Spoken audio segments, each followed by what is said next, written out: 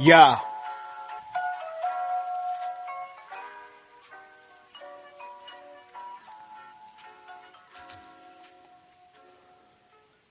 Welcome to D Free Sports, where the NFL and not the NBA take the stage and hold center court. This be your channel for live, insightful commentary, your one fat source for combat sports. I hope you keeping up, cause I don't wanna lose. Y'all free, got the illest insight on boxing and foosball. So what be stepping on toes? Of course your man Judah always flexing his flows. I hope you checking your tone, give mad respect for the show. This ain't a channel for hate, you dudes ain't smooth enough. And if you cowards wanna debate, my man will chew you up. A lot of streamers be frontin', son, get your money up. He broadcasting live from the District of Columbia. Subscribe now and stay locked all season long. And bob your head to the music of my theme song. Yeah.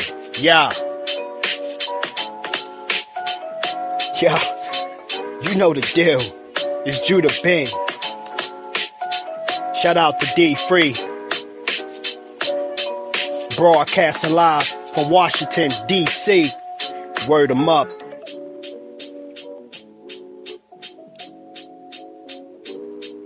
Yo, tune in. He going live.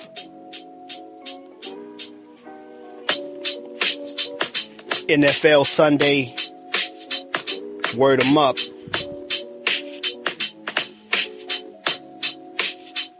Yeah.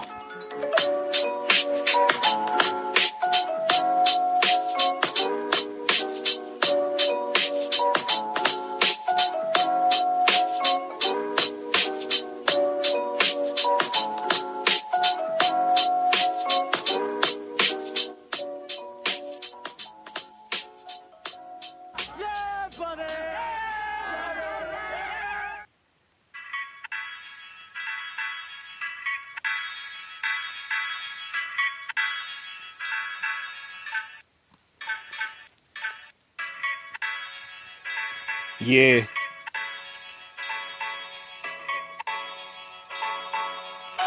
Yeah.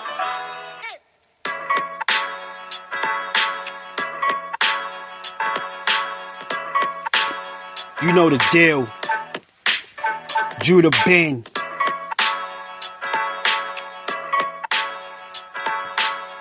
Yeah. Chill and reset. It's Tommy from the BX. Boxing is the attitude. Survival is the reflex. We taking over. We got now and we next. Cowards jock the style, so he birthed a lot of rejects. His YouTube algorithm is an asterism. You can tell cowards fake from their mannerisms. They all settle less. Chromosomes double X. If you try to cross Tommy, you in trouble, yes. Cats begin to live crying on the internet over their opinions. Faggot, I ain't into that. He got a catalog of long, deep interviews. That's the resume when you deal with Mr. Dillamove. We can keep it civil or it get physical. You can take the window or the stairs, whatever interests you. Chime in, cause you might learn a thing or two. Mr. Dillamove, knocking out your wisdom too. Yeah.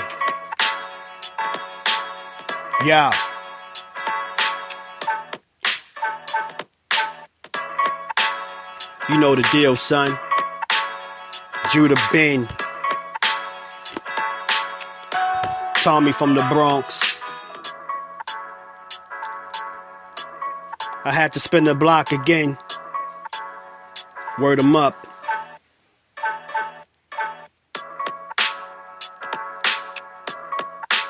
Shout out to the BX. New York City. East St. Louis in the spot.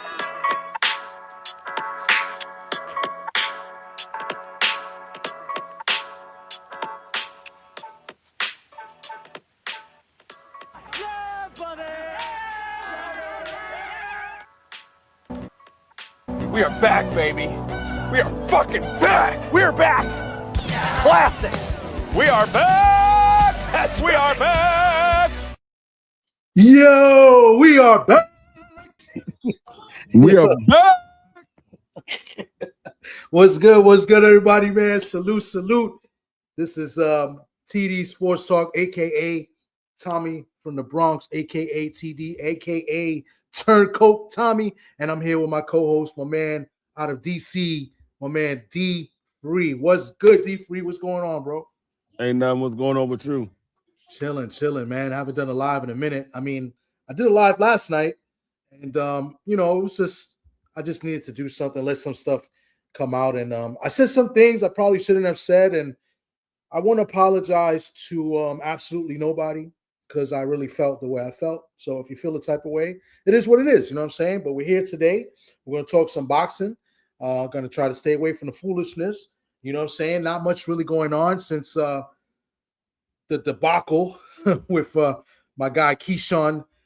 Keyshawn disappointed me. And I don't want to talk too much about that because I already talked about it. So on a couple platforms already, and he did what he did, and it's over, and now we got to move on. I've been wanting to talk about the division for a while now, right? Because I've been saying, and people get at me, right? And we're going to talk about the welterweight division, and people get at me because of the way I feel about the division. And D3, you're going to have your opinions, and then I'll let some people come up and they could tell us their opinions. But we're going to talk about the fighters. We're going to talk about the champions, and we're going to talk about the guys that came up for 140 and the reasons why I feel the way I feel and the way people feel the way they feel. You know what I'm saying? Because the welterweight division is usually one of the elite divisions. It's like one of the premier divisions in all of boxing, right? And I just haven't felt that way the last 2-3 years. To me, it just hasn't been that type. Is it capable? Yeah, but we got to see the fights. We need these guys to get in motion. We need these guys to just fight, to get active. You know what I'm saying? Whether or not it's because of a certain fighter, whether or not people don't like a certain fighter, you know what I'm saying, or whether or not people overprice themselves. We're going to talk about all of that. But before we continue and I get to my guy D3, let me salute the people in the chat, the people coming through. Appreciate everybody that comes through. Please hit the like button, you know what I'm saying, and comment. Please help comment, ask questions, get involved with the conversation. You know what I'm saying? We respect everybody's opinions, whether we agree or disagree. As long as you're respectful, I could care less. You feel me? So, but salute to my guy Frontline, que lo que. My man Frontline in the building. Salute. Who else is in here? TWR. That's my man Oddfellas. Salute. Good looks. Thanks for coming through. You're welcome to come up too if you want. Let me know. I'll drop the link as well. Bodywork Boxing, salute to you. First time I actually caught a live. Oh, appreciate you, man. Thanks for coming through. You know what I mean? Appreciate you. Salute. My man, Mr. Shelton, how you doing, Paisan? Hey, Paisan, how you doing there? Salute to you. Kui in the building as well. Says, what's happening? What's happening with you? Hope all is well. Salute. Then I got my island boy. He's, taking the sand out of his ears. My man, Marky Dan. Get the sand out your ears, guy. Get them out your ears. Salute to you. I welcome you to the panel as well. But you got to wait because you be talking too much. You know what I mean? So take it easy. My man, Joe Townsend in the building, man. What's good with you, bro, man? Salute to my man, Joe Townsend in the building right now. And then Marky Dan is, I don't know what this happy poop. What is this? Is this some new thing on YouTube? Have I not been that active that I don't know what this is? What is 10 Joules? Is this an island thing, Marky? What are you doing, bro? I don't know what's up with that one. Oh, my God. But, yo, D3, man, what's going on, man?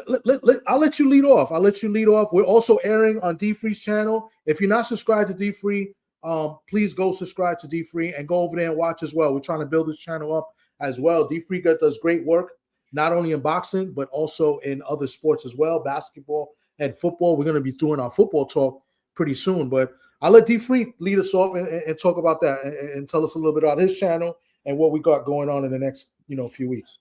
Well, I mean, you already know the big thing is we got the NFL about to start up, so we about to start doing our NFL picks. We about to make our prediction of what we think teams are going to do for the season. We're going to make our picks on a weekly basis. We're gonna do a fantasy football as well. So yeah, we about to get it rolling in the NFL. I will be calling live games on Sundays, possibly some Thursdays and Monday night games as well. But definitely on Sundays I will be calling live games, and it won't be the same game every week. It will be different games. I will switch it up and try to get everybody's team on the platform and call that game, because we got different people that like different teams. So I can't just call my Commanders, which is the best team in the NFL anyway. Here we go. All the time. I mean, we got Sonny Styles, we got Stephon Diggs, we got some new people over there. We got White in the backfield. So I mean, we got some new pieces over there. So I mean, yeah, you already know Devontae Jones coming with that defensive scheme. We're gonna do some big things in DC this year. Unbelievable, man. Then I got Skeletor from Mississippi up here talking about Bang Bang Niner Gang, and we all know bang bang means, bang, they injury, bang injury. Like they got a lot of injuries this offseason. They're not looking too good. They had to go back and get some old receivers. I think they got Debo came back. And who else did they sign? They got another receiver, another old receiver over there too. But the Niners, maybe the Niners could score a touchdown against the Seahawks, because in the last 8 quarters of football, the 49ers have not scored a touchdown versus the Seattle Seahawks. Just in case Skeletor, aka Mr. Shelton, did not know that, I wanted to let him know that they have not scored a touchdown in 8 quarters versus the defending champs, may I add, the Super Bowl champion Seattle Seahawks. So just in case he didn't know, I just want to let him know, because Mr. Shelton always shares good news and bad news with me. So I wanted to make sure he got this news as well, because he may have not known that. You feel me? He may have not known that, bro. So yeah, so the whipping on the Niners. But yeah, we're gonna be doing some football talk, and we're gonna be doing our picks, and both on this channel and of course on D Free's channel as well. But let's look at this. Old shit. It's pretty recent. It's just so we can't talk about anything last season. The new season hasn't started yet. Come on, bro. And the only news that we've been getting about from Santa Clara is that the Niners are getting injury after injury. So sorry, Shelton. Sorry, Mr. Shelton. Bless your heart, D Free. Eagles over everything. I'm thinking about going to that Eagles Seahawks. See, we play at Philly, I believe, in November. So I'm thinking about going to Philly to check out that game live with my friend Brett, that D Free knows. He's a big Eagles fan. My man Clarence is in the building. Salute, Clarence. Clarence, I'm not going to turn down your barbecue for Shushu. I know you wrote that a while ago, and I never got to respond. I'm not. I'm making every attempt to be there next Saturday. So just so you know that I'm not, because next week is Shushu's. He's got his big parade in Brownsville next week. So yeah, I'm not sure the details of that. I've seen a few things. So, but I'm going to see you next week, Clarence. Don't worry about it. But who else is in here? My man D28. Salute to you. But let's talk about it. Let's bring it up. The welterweight division. You know what I'm saying? Like I said, it used to be, to me, it used to be, right? Because some of you might think it's still the premier division. It used to be one of the premier divisions in boxing. But right now, I don't think so. I disagree. I don't think so. Like these, according to BoxRec, these are the top 19, 20 guys, right? And some names we know and some we don't know. You know what I'm saying? It's like it's not many big names there. There's some young guys here making a name for themselves. They just haven't really stepped in the door with both feet yet. You know what I'm saying? We know who the number one, in my opinion, I think we should know who the number one welterweight is in 147. I do believe it's Devin Haney, who is the WBO welterweight champion. I think he is the best by far right now. And the reason why I say that is because the other guys haven't really established themselves, and the other champions pretty much were given a title. Why do I say that? Well, Ryan Garcia, yes, he defeated Mario Barrios, but he was in a title shot. He got a title shot after a loss and after being a year out. He didn't even deserve to be in the title picture, but yet he was in the title fight against Barrios, and he won the belt. Rolly Romero, the WBA welterweight champion, he fought and beat Ryan Garcia for like an interim title. Boots was the welterweight champion who moved up to 154. When he moved up, he dropped his belt and they elevated Rolly Romero. Rolly Romero technically has not defeated a welterweight champion. He fought one time at 147 and that was for an interim title, and he's a champion now, right? So that's what I mean, another 140-pound guy. And then Liam Paro, who did move up for 140, but he did defeat Patty Cakes Donovan and just won, I believe, the IBF welterweight title. And Liam Paro's he's a crafty guy. He's been around. He's got wins. He's got a win over Subriel Matias at 140 in Puerto Rico. He did lose to Richardson Hitchens, after looking good in the first couple rounds, and then pretty much got shut out the rest of the way.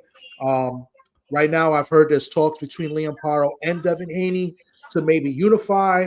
And I also heard that those talks have kind of broken down with Liam Paro supposedly wanting too much money. So I don't have all the details of that yet. That's kind of like this recent news that just happened. But yeah, this welterweight division, and we're going to go play by play.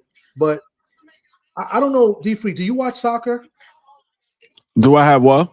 Do you watch soccer? Oh, no. I don't watch soccer. Okay, well, I'm a big soccer guy. And what the welterweight division reminds me of is the German soccer league, right? You have a few soccer leagues in Europe, right? You have the Premier League, right? Speaking about Premier, that's in England. That to me is the best top to bottom league. Why? It's the Premier League, and it's one of the best leagues in all of Europe. Is because from like at least 1 to 10, they're good teams, really good football clubs, and they're competitive, right? But when you go to like the German league, right? The Bundesliga, as you see on the screen, this is the Bundesliga league, right? It's top heavy, meaning you got 2 or 3 teams that are really, really good, and then the rest of the teams from 4 to like 20 is like ain't shit. It's so bad.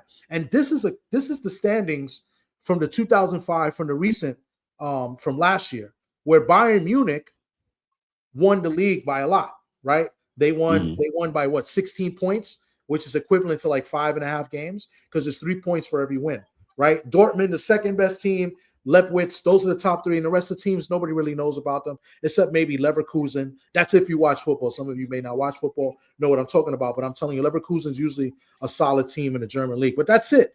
It's trash, bro. It's not competitive. It's Bayern Munich pretty much wins the league every year, and once in a while Dortmund wins, and once in a while our Leipzig would win. You know what I'm saying? It's trash, and this is Bayern Munich is usually the cream of the crop in the Bundesliga, and who does Bayern Munich represent? Devin the Dream Haney, because it's top heavy at the welterweight division right now. At the welterweight division, you got Devin Haney, and then you got everybody else, and that's why I feel like the welterweight division is not as good as what it used to be. It's top heavy. Now, a lot of you may be saying, you know what I'm saying, like, okay, but they got to fight, right? And how can we determine, what you're saying, what you calling the rest of the guys bums? No, I'm not saying the rest of the division is bums. I'm just saying that they're not active, and then we can't see who's fighting. You got guys like Richardson Hitchens, who I think might be top 4 in the division, right? But he's got to get active. He's got to get, he's got to get the fights. You know what I'm saying? Jack Catterall. I think Jack Catterall is really good as well, right? But he can't even get a title shot. He's got the regular title of the WBA. You know what I'm saying? So these are some of the reasons, and we'll get into more detail as we go along. But I wanted to kick off on that and say that to me, the welterweight division is equivalent to the Bundesliga. Can you put the box record? Yeah, put that back up. No, okay. What's crazy about this ranking right here? They got Ryan Garcia at number 16. 16. They don't even have Romero on there. Is he on here? No, he's not on there. Oh, do they? I don't know, because the box rec doesn't really recognize the WBA. But they got Jack Catterall. They got Jack Catterall there, yeah. Unless they have Rolly lower than 20. That is insane, bro. I just noticed that. And what's crazy is I did a few pictures with the rankings, and I wanted to show the other champions. These are the other champions in the welterweight division. There's Rolly there, Ryan Garcia, and Liam Paro, and look where their rankings are at. Yeah, that's pretty insane. How do they got Aaron Barbosa over top of Teo when Teo just beat him at 140? And he beat him pretty clear. It's crazy. They got Arnold Barbosa ahead of Teo. It's insane. The rankings at BoxRec has always been a little bit shaky, but I'm only using it to just get the names at 147 pretty much. So They got Connor unfortunate. Ben number 3. That's a joke. It's a complete joke, bro. Complete joke. The man ain't been at 47 in like 4 years. They got him number 3. Salute my man 903 Boxing. My bad. I fell asleep when you had called me, but I'm gonna hit you up most likely tomorrow. And you're welcome to come up. We're gonna open the panel too if you want to come up as well, man. Salute Tay in the building. Well, Vacay Bay in the building. Who else? I want to salute everybody coming through as we keep cooking on this. But salute my man Just doing the building as well. Salute. But yeah, bro, like this is the welterweight division, and it's just like they don't even have Keyshawn Davis. I mean, after what happened, but technically Keyshawn's never fought at 147. Neither has Teo. Teo got a fight made, but he hasn't fought there neither. Yeah. Not one fight. You know what I'm saying? The division is crazy. Like I've been high on guys like Rohan Polanco, right? But Rohan Polanco, he messed himself up because he got sick. He was supposed to fight on the Xander Abbas Baru undercard in January, and he got sick. I think he couldn't make weight, and now he used the being sick as an excuse. That's just my opinion. And then he fought again a couple months ago. I don't know who he fought. It was nobody I really knew. I think they fought in Puerto Rico, if I'm not mistaken. He did get the win. Yeah, but it was a close fight. Yeah, it was a close fight. And he should have dominated this guy, Alex Martin. So that was in May, and that was in Puerto Rico that he fought. So Rohan is kind of took a step back, in my opinion. Hitchens as well. Hitchens just came up to 147 recently. He just fought a couple weeks ago in Zuffa. I always liked and respected the talent of Richardson Hitchens, but I just would like to see him, get active with more, with better competition. You know what I'm saying? He does have a win over Liam Paro, which he won pretty much 10-2 or 9-3, where Liam Paro did win the early rounds, and then Hitchens kind of dominated with the jab, pretty much beat him with a jab the rest of the fight. Pretty easily, I might add also. So, you have Julian Rodriguez, who's over there in Zuffa. I think he's a scrappy, good fighter, competitive, but he's not going to, nobody special. I don't think he's beating any of the world champions. I don't see him as a world champion at any time. Maybe a Zuffa champion, but not even that, because he's going to fight Hitchens over there, and he's not beating Richardson Hitchens. You know what I'm saying? We got 2 world champions right now in Rolly and Romero. They got title fights, right? One is facing Connor Ben, another guy that hasn't fought in welterweight in like 3 years, hasn't even made weight for welterweight in like 3 years. You know what I'm saying? He's getting a title shot against the guy that shouldn't got a title shot in Ryan Garcia. That's going to be an all steroid battle, right? And then Rolly's going to take on Teo. The division, I don't know. I like Tiger Johnson's another guy. You see him there at 10.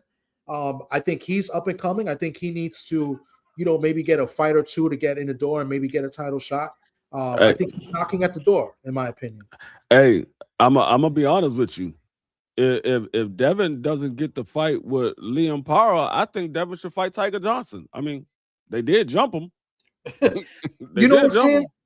So, like, with that being said, like what you just said, you're right, because I don't think Tiger's worked his way to get the title shot, but because what's been happening with all these fighters turning down fights and everything, and they got the storyline, him getting jumped, like that's gonna build that will build up the fight. So I'm okay with that. I would love to see Tiger get an opportunity against Devin, because there's build up there.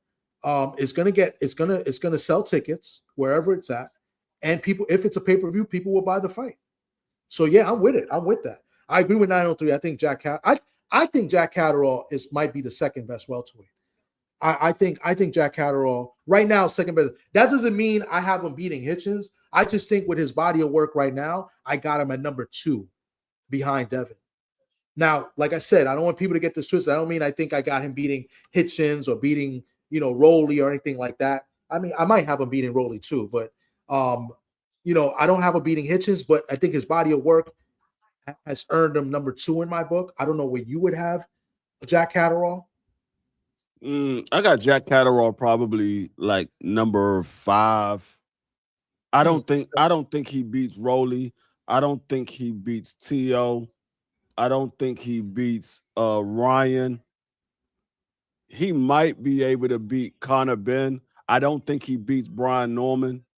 So yeah, I got him probably like 5. You don't think he beats Ryan? No, I don't think he beat Brian Norman.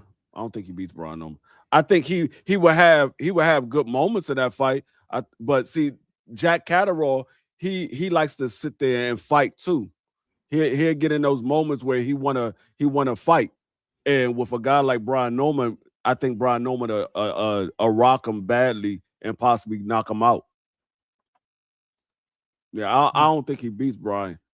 I mean, he very well could. I mean, it's not like Brian is the best technical fighter out there. I just think Jack Catterall, he likes to brawl at times. We've seen it in the last 3 or 4 fights that he had. Yeah.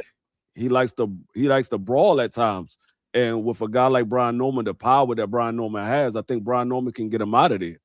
So I just don't think he'll beat him. But all the rest of the guys, he probably I would say it's a 50-50 fight between Jack Catterall and Tiger Johnson right now. I said that's a 50-50 fight. That's a good fight. No, I didn't even think about that. Jack Catterall and Tiger, I think that's a good fight. I like that fight. Yeah. I like Jack Catterall only. I like his body of work. Like I said, I don't know if he beats some of the guys that we just mentioned. I just think right now, ranking wise, because of the body of work, I would put him there for now until he fights. Right? I think him and Devin is a good fight. I think it's very competitive. I think they both complement each other. I think they both do similar things as well. You know what I'm saying? I just think Devin is probably just a little bit, not a little bit, but a good more athletic than Jack Catterall. I think they fight similar though. See, my thing with Jack Catterall, I don't know if Jack Catterall will be competitive against Devin, because didn't Jack Catterall lose to Aaron Barbosa? Yeah, in a tough fight. Yeah, that's true. Yeah, and I think Devin is levels above Aaron Barbosa. I think he's levels above Aaron Barbosa. So if you couldn't beat Aaron, I don't see it being a close fight with Devin. I think Devin probably wins that fight. If they do fight, he probably wins that fight 10-2, 9-3. I see what you're saying. I think with the Arnold Barboza fight, though, I think he fought to Barboza's style a lot, especially in the second half of that fight, and he gave that fight away. I don't know if he necessarily does that with Devin or with Tiger. I think with a fight against Tiger, I think, Jack is his style is very interesting, and that's why I'm saying he fights similar to Devin without pretty much the jab. You know what I'm saying? He does clinch a lot too, strategically clinching as well. So it'd be interesting. That's why I've been wanting to see Jack versus Devin for a while, because I'm interested to see how Devin fights somebody, like a Jack Catterall. You know what I'm saying? Like, somebody's gonna, be a little bit rough on the inside as well. I don't know. I don't know. Yeah, I like Tiger. Tiger's been looking great at 147. Maybe this weight maybe it was the weight that he was having issues at 140, because he was kind of inconsistent at 140, even though he never lost. Well, I thought he lost one fight, but they gave it to him. But at 147, he's looked very impressive. Yeah, he looks good at 47, because I remember when he was at 40, and I said what that prospect class that came out, it was the Tiger Johnson, Troy Isley, Abdullah Mason, Emiliano Vargas, that whole class that came out together. I had Tiger Johnson as being the first one to lose out of that class because how he was looking at 40. But since he's been at 47, he's looked a lot better. Yeah. My man 903 says his top 5 welterweights: Hitchens 1, then Devin, Catterall 3, Tiger 4. Wow. You got Hitchens over Devin? Wow. Because I think it's going to be I know 903. I watched 903 stuff and his content. Hitchens has in his opinion and in mine a little bit too, I think Hitchens has a better jab in Devin. That's going to be a jab fest. It's going to be the battle of the two best jabs in boxing. And I think Hitchens might be a little bit better than Devin. So I think that's why that's why he likes Hitchens more. I can't put Hitchens number 1 yet because Devin is the champion. Do I think Hitchens can beat Devin? I think it's possible, but we want to see these guys active. He only fought one time in the last year, right? He fought last year and then one time this year. Just want to see Hitchens get more active. I would love to see him fight. I love to see Hitchens fight any of the top guys at welterweight.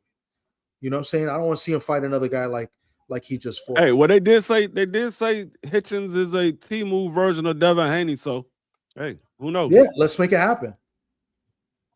My man Just Do says, I've seen a report on Twitter that said Liam Paro negotiations fell apart due to Australian economic demands that say Haney and Cattle are negotiations. I think Hitchens and Haney is a 50-50. Yeah, I saw that too. I'm not sure all the details on that. I saw that it came out. What I saw was one in Spanish, and then I had to kind of like figure it out. But yeah, that's basically what it said, that economic demands. I wonder where they were trying to do that fight, because in my opinion, I've always said this, and like I said, I could be wrong, and I've been very consistent in saying this. I think Devin wants to fight for the biggest bag. Now it looks like he wants to fight more legacy again. It's been kind of back and forth legacy with the belts, then it's money. No, now it's the belts. So now he's going back to the unification thing and going undisputed. You know what I'm saying? I'd be interested to see where that fight was going to take place, because I don't think it makes money here in the States. I think it's a good fight, and I think that but it'll make more money. It'll make more money in Australia. I mean, Devin, he already fought over there, so he probably have a little bit of fans over there. And we know that Liam Paro got fans over there, so it definitely will make more money over there than it would here. I mean, you're gonna have the diehard boxer fans that's gonna tune into it, but if it's gonna be on the zone, they're gonna tune into it no matter what anyway. That is true. But they can't put that on pay-per-view. It's got to be on a regular zone. You know what I'm saying? And here's the problem that I've been saying when it comes to Devin Haney. None of these guys in this division have that star power or that name power to give him the money that he wants. Outside of Ryan Garcia is the only one that can give him the money that he wants. But I don't know if either one of those guys want to fight, or if Oscar wants to fight. I mean, I don't know, but all these other guys, there's no money behind these guys at all. Maybe Teofimo, if he defeats Rolly and he becomes champion, they can unify and that could be a money fight, because they got a lot of history behind each other. Yeah, but other than that, I mean, there's no money behind Tiger Johnson, Devin Haney, except that I think people want to see it. But how much can both fighters make realistically? And it's not a main event. It's not a pay-per-view main event. That fight right there is on a similar level to what Devin and Keyshawn got for the purse bid. That's what type of fight that is. It's somewhere around $8 million. And I think that's fair. I think that's fair, but I don't know if Devin wants that. I think Devin wants 8 digits. But I think he was okay with the $6 million and change, because I think he probably would have made a little bit more with his deal, supposed deal with the zone. It's not really confirmed. I think they will confirm it once he gets a fight. I think they're waiting for him to actually announce a fight, and I think they're going to announce the deal with the zone. I truly believe that, not like the reports of him signing the Zuffa, which was bullshit. But I think there's a zone deal. I think that's legit. But I mean, with Tiger Johnson, I mean, you ain't got to give him that much. I mean, you can give Tiger Johnson $1 million or 1.5, and I think he'll take the fight, because he ain't seen nowhere close to $1 million yet. So you give him $1 million or $1.5 million, that fight possibly can be made. It is going to come down to what Devin is getting. That's all I ever said. And that's always been my stance. And it's no knock on Devin, no knock on anybody. I just think that's just what it is. I think, first of all, let's go to this comment. Like Alfred says, Hitchens got the Zuffa money. Yeah. If Hitchens really wants to fight, why can't they throw the money at Devin and try to make this fight, right? Then, Quickly says it won't cost much to make. And I think she's referring to Tiger and Devin. No, it won't cost much to take, but is it enough for Devin to take, right? Well, is Devin going to be happy with $5-6 million to fight Tiger? I think Tiger will be complacent and happy to make 1.5 to 2 and fighting for a world title. I think he'll be okay with it, but is Devin going to be okay with it? And that's always been my stance when it comes to Devin. You know what I'm saying? So, and that's the problem. You want the big money fights. None of these guys in this division really got the star power. Like, Oddfella brought up a good point with Zuffa and Hitchens. It should be able to make it, but does Hitchens want to fight? I don't know. No. No. You know what I'm saying? I don't think he wants to fight either. You know, He don't want really that fight. I think he just says Devin name to boost his name. He don't really want that fight. I don't think so either. Right now, I don't think he wants it. You know, but we'll see. But that's the problem with the welterweight division. These guys are not active. These guys are not making fight. We got 2 title fights, you know, coming up. I'm not really interested in them because these are guys I don't really like as much. I've never been a big fan of Ryan. I don't like Ryan. I think he's a scumbag. You know what I'm saying? Conor Benn. I think Conor Benn is entertaining. I think he's funny, but he hasn't been a true welterweight. He fought at 160 against Eubank twice. He fought at catch weights before that, right? After he got banned for the steroid usage, right? He had a catch weight with Peter Dobson, and I think he had a catch weight before that. You know what I'm saying? And then I think he had a catch weight with Regis. I don't think that was at 147 either. That was at that was at 150. Yeah, so I mean, it's a joke. And then Rolly and Teo, I think that's more legitimate, you know, but it's technically Teo's first fight at 147. Not technically, it is. And this is Rolly's first real, you know, championship fight at 147. I don't count the Ryan fight because that wasn't really a championship fight. It was for an interim title. Yeah, like the Ryan and Conor Benn, that's a fight that I don't know who I dislike more. Because I'm like you. I don't like Ryan Garcia, and I never liked Conor Benn. Like Conor Benn never moved the needle for me. And it could have been because of how his team was moving him, but when I watch him fight, he just doesn't move the needle for me. It's like I don't get excited to see Conor Benn fight. Like even Ryan, before the whole antic and the racial slurs that he was making and everything, it was exciting to see Ryan fight because you knew Ryan was going to throw that left hook, and you was trying to see would these guys be able to take that left hook from Ryan. But now it's like it's been so many antics with Ryan. I'm like, I don't care to see him. If he fights, he fights. But it's not somebody that I'm looking to see get in the ring. The only fight that I want to see Ryan in is with Devin.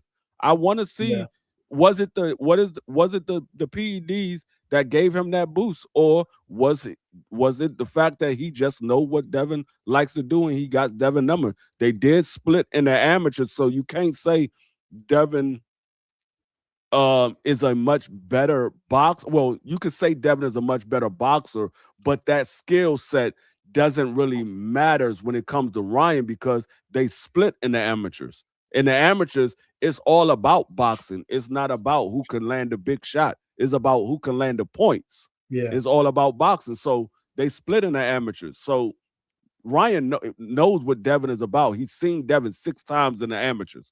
He knows what he likes to do. So it could have just been he's familiar with Devin's style. He knows what Devin likes to do. It could be. I don't even think it had anything to do with the Peds. But at the end of the day, he did have them in his system. I think it was more, in my opinion, I think it was more into the strategy that Devin had and the mind games that Ryan had throughout the week. You know, throughout the week, Ryan was in the clubs and drinking and doing all sorts of stuff. You know, I think Devin's team thought that this guy wasn't taking it as serious, and they could go in there and they probably thought in their mind that they could stop Ryan Garcia. And I think they came with the wrong game plan. And I think, you know, Ryan kind of, you know, fooled them a little bit. And with not with the help of the PDs, but with the help of everything else he took, right, including, you know, the drinking and, you know, who knows what other drugs he took, because he did pop for another drug as well. But then that one went away. You know what I'm saying? I think that you know, all of that put together plays a factor. Mostly, I think it was the wrong game plan. So that's why I would love to see it again. Right. And obviously Devin is not going to fight the way he did. And I would love to see if the same results happen. You know what I'm saying? But at the same time, I don't trust Ryan. I think Ryan is complacent that he won, even if he got in trouble or not. And I don't think they're ever going to fight. And I think he'll do it again. I think he doesn't care. You know what I'm saying? Yeah. But that's just me. That's just my opinion on it. But I don't think we see this fight ever again. So and like with Conor Benn, with him popping dirty, he hasn't stopped anybody since he's been clean. Since that man's he's been clean. He hasn't stopped anybody. He was there with a Regis Prograis who's a career 140-pound fighter. He moved that man up 10 pounds and still couldn't get him out of there. He then fought Chris Eubanks twice. Couldn't get Chris Eubanks out of there. He fought Pete Dobson. Couldn't get him out of there. Everybody that he's fought since he's been back, they went the distance with him. So it very well could have been. Well, it ain't no very well could have been.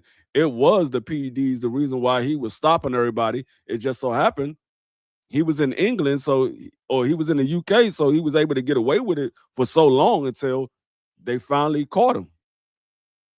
Yeah. I don't know, man. It's just that's the welterweight division, man. Salute to everybody coming through. Appreciate it. I'm gonna drop the link for anybody want to come up and talk about the great welterweight division. Please be respectful when you come up as well. And let's have fun. Oddfella, you make a good point. Devin did agree to take the $6 million to fight Keyshawn, but I don't know if he gets $6 million to fight a Liam Paro or $6 million to fight a Jack Catterall. I don't know if there's enough money in there for him. Maybe, the Keyshawn, I think, was a little bit different. I think Top Rank wanted that fight, so they were okay with that, but I don't know. I don't think he's getting $6 million for that. You know what I'm saying? That's just my opinion. So yeah. We shall see. I don't know. I mean, look at Stanionis there at number 18. He's a former world champion, yet he's number 18. And then we have this guy, who else? Arnold Barboza at number 5, which is insane. Yeah, I mean, the way the welterweight division has been throughout the years that we have known it since we've been alive, me and you, I'm speaking, Thomas, since we've been alive, the way that division has been compared to the way it is now, the welterweight division is not even better than 135. No, not even close. It's not better than 135. It's probably not better than 140 neither. I think 140 is better, way better.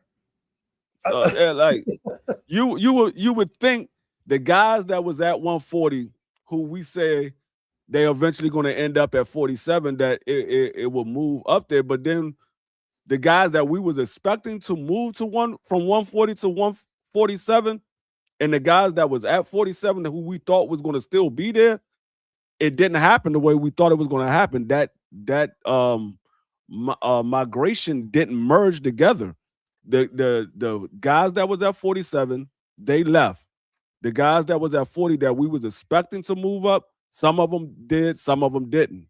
And so we are left with what we see now at 47. This is what we left with. And there's only, to be honest with you, there's only 2 stars out of that division. You could possibly say 2.5 if you count Teo or Conor Ben, however you want to slice it. You could say it's probably 2.5 stars in that division, but it's only 2 legitimate stars in that division, and that's Devin Haney and Ryan Garcia. Everybody else, people might know them, they might not. Yeah, I mean, I think some of the names are notable, but I just don't think the names are big enough. And it's like you said, I think Ryan and Devin are the top 2 names, followed by maybe Conor Ben because he's got the UK backing, right? But then after that, Rolly and Teo. And Teo is a name because he always finds himself, attaching his name to someone or something, and on social media. You know what I'm saying? So I think his team does a great job of keeping his name relevant. You know what I'm saying? Because look, he just lost 11 rounds to Shakur Stevenson in his last fight at 140, losing his titles, and his next fight is now a world title fight. So I think they've done a great job putting him in the position that he's in. He's got the deal signed with DAZN, which I think is a great deal for him. And if Devin got the same type of deal, I'm imagining it's going to be more money. I mean, that's beautiful. You got a direct deal with the TV. The people producing it. That's beautiful. No need for any middleman, no promotion or anything. You could be your own promoter and do things your way. Let the TV put the money, behind you. You know what I'm saying? So I think that's great. So Teo to me would be one of those big names just off the strength of just what I just said. You know what I'm saying? But after that, I don't know. Yeah. Yo, 903, what's good, bro? Hey, what's good with you? Can you hear me? Yes, sir. Say what's good with y'all, man. Man, I was thinking, because when y'all got to talking about basically how weak the welterweight division is and how 140 is better, 135 is better. I actually agree with that. What do y'all think about Gary Antoine Russell though? Like, I just feel like, and I'm a fan of him, but I just feel like, bro, you've been at 140 so long and you still haven't got these unifications. I just figure like he would have been at welterweight by now. Because you got to understand, Gary Antoine Russell was talking about moving to 147 3-4 years ago and fighting Boots because they were talking about how well he did against them in the amateurs and all that there. Yeah. So I'm just wondering, like, what's up with Gary Antoine Russell? I mean, I wouldn't mind him moving there because right now the 47-pound division is mainly guys that was at 40.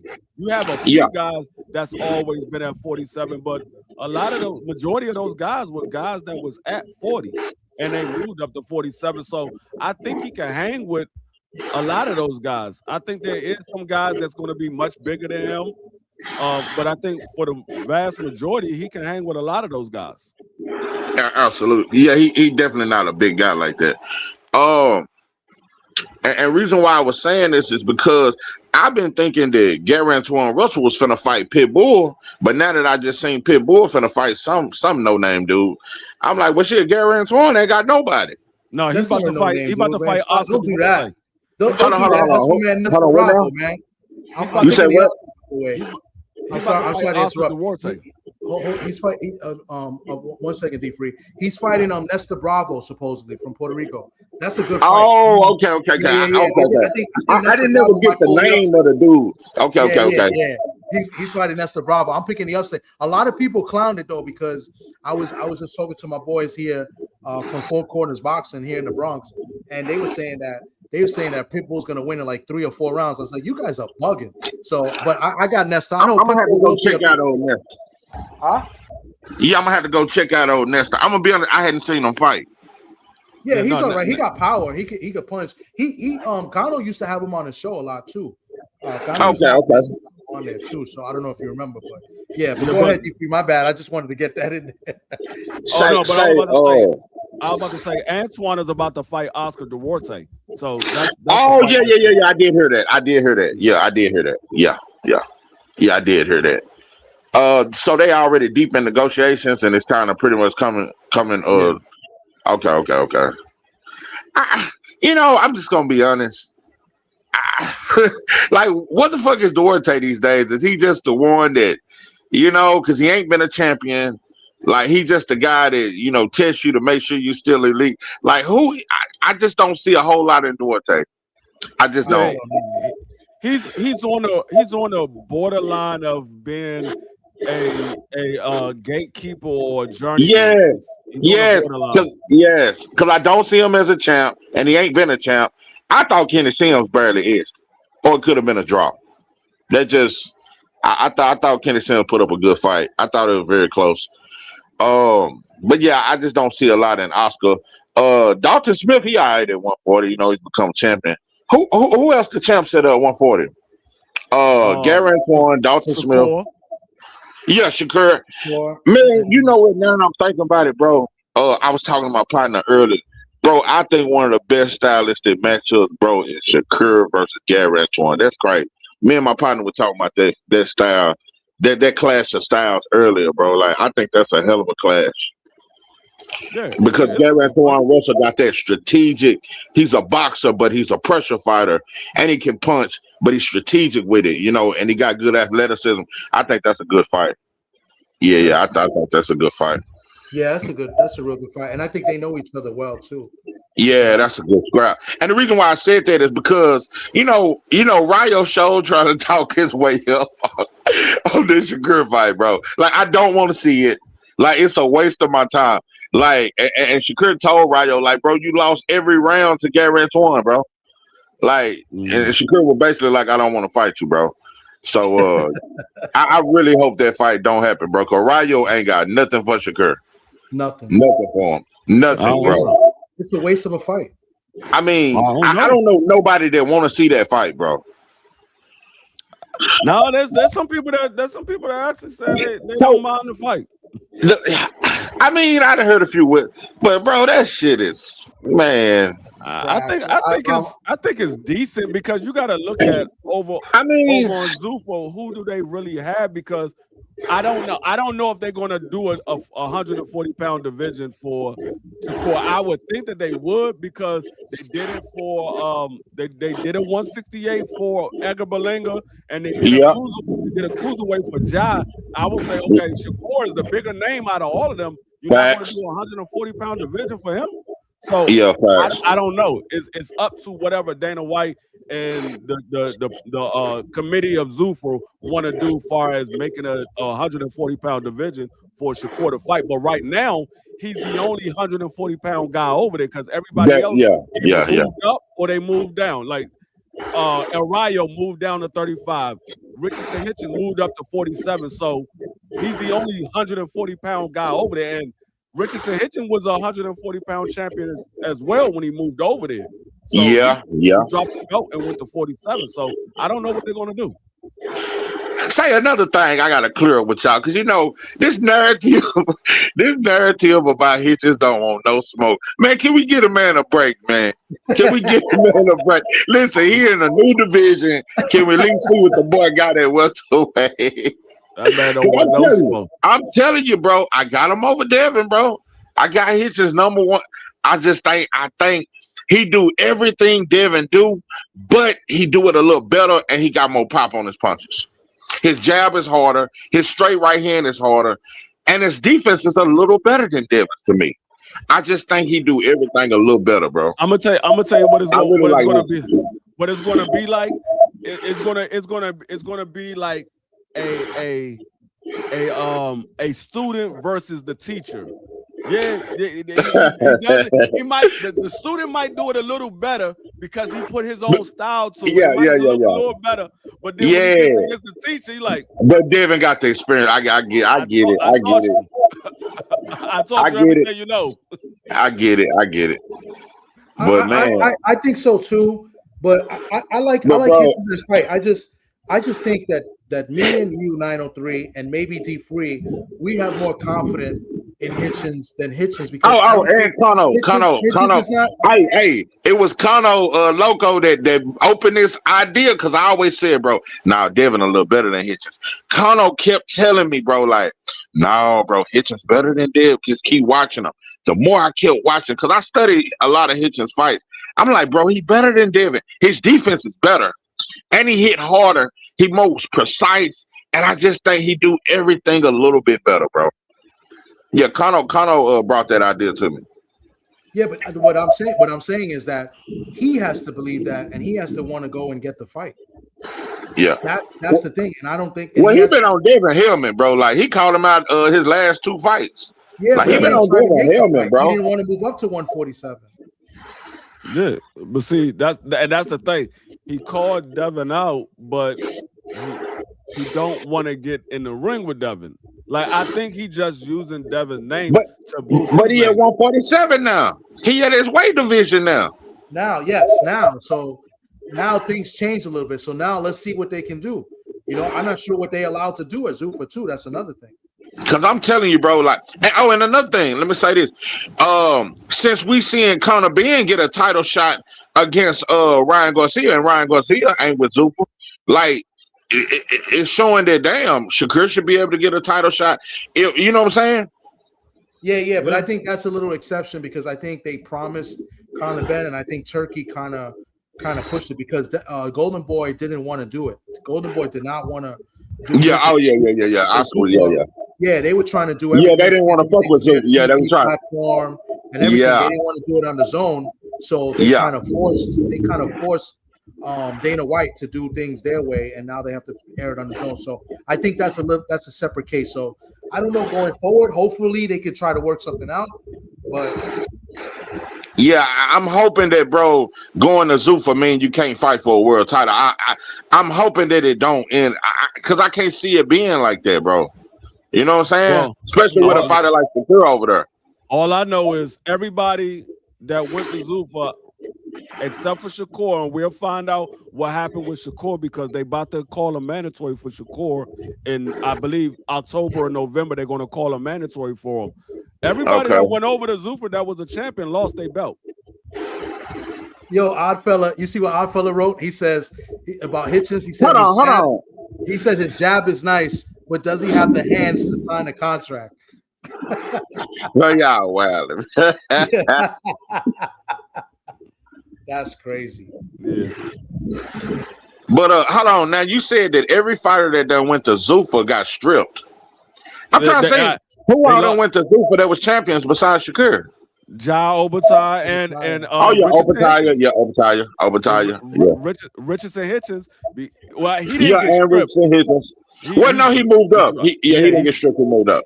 No, when he came over there, he was a champion, but technically, I guess he was going to move up. I don't know, but he had no choice but to move up because Zuffa don't have a 140-pound division. Yeah, true. Yeah, I mean, let's see, because Dana White said a lot of things before running Zuffa, and now he's changed little by little, so he's gonna have to. Yeah, he's gonna have to stand on something, bro. Like they're gonna have to do a lot of more signing than what they done did, bro. I heard they paying good, but that's about all I done heard is that they paying real good. So yeah, now they gotta get to fight, I guess what people call it traditional boxing, because now they're calling Zuffa not untraditional boxing. So yeah, we can see. You know what I'm saying? I would love to see Hitchens fight Dev. Now, if the talks are broken down with Liam Paro and Devin Haney, like was reported, like what I've seen, then Devin, then Zuffa and Hitchens should be like, all right, let's go. What about let me get my title shot? You see what our fella just wrote? Which one, Conor Ben? Yeah. Conor Ben. Oh, yeah. He's moving up to 154 after that. Yeah. The man, like I said, the man hadn't fought at 47 in 4 years. That's what like 3 or 4 years he haven't since he fought. What's that damn fight? He fought Chris Tajiri, and he Yeah. That was his last fight at welterweight. Yeah, he popped dirty right after that. And he hasn't been back to welterweight since. This is his first fight fighting literally at 47. But they've been having him ranked at 47. That's crazy. Right. That's crazy. What's good, our fella, man? Salute to you, bro. Hey, what it do? What you saying? What up, Warren? It's your favorite, your most hated odd fella. Salute to everybody up in the panel. Salute 903 Boxing. Hey, what's good, man? Big up my guy D Free in the dig, and of course, salute to Mr. TD from the Bronx, aka Coach Tommy, aka Tommy Glaze. I couldn't believe what you put in the chat. Yo, you probably ain't seen that up in the chat. Nah, I didn't. Yeah, because I was like, yo, you wilding, bro. You wilding. What did I say? You posted with your girl Chicken. Your girl Chicken fighting tomorrow. What's her name? Yeah. What'd she do? Something happened? You posted a video of her, and she was looking wild, bro. She wearing a dairy cow suit, looking like like an anorexic heifer. You know what I mean? And you got the first comment. You know what I mean? First comment on the post talking about I forget what you said, you looking like a star or something like that. I'm like, boy, the glaze is heavy. We ain't calling you Turncoat Tommy no more. We calling you Tommy Glaze. But not the Glaze if it's a female. It's a female fighter. It's not a male fighter. That is different though. It is a female, so yeah, that's different. Yo, that's crazy. I'm just saying. I'm just saying. And she about to get put hands on. Nah, you wildin'. She ain't my sister, but my Canadian compatriot over there. You know what I mean? So we go see. You know what I mean? If your girl Chicken, you know what I mean, shows up and shows out, because she was showing that non-existent booty. You know what I mean, in that video as well. You know what I mean, which was crazy work, but that's my girl, Chicken, man. Hold on one second. Wait. Give me 1 second. I can't believe you just did that, bro. That's my girl. Look, there she go right here, man. Come on, man.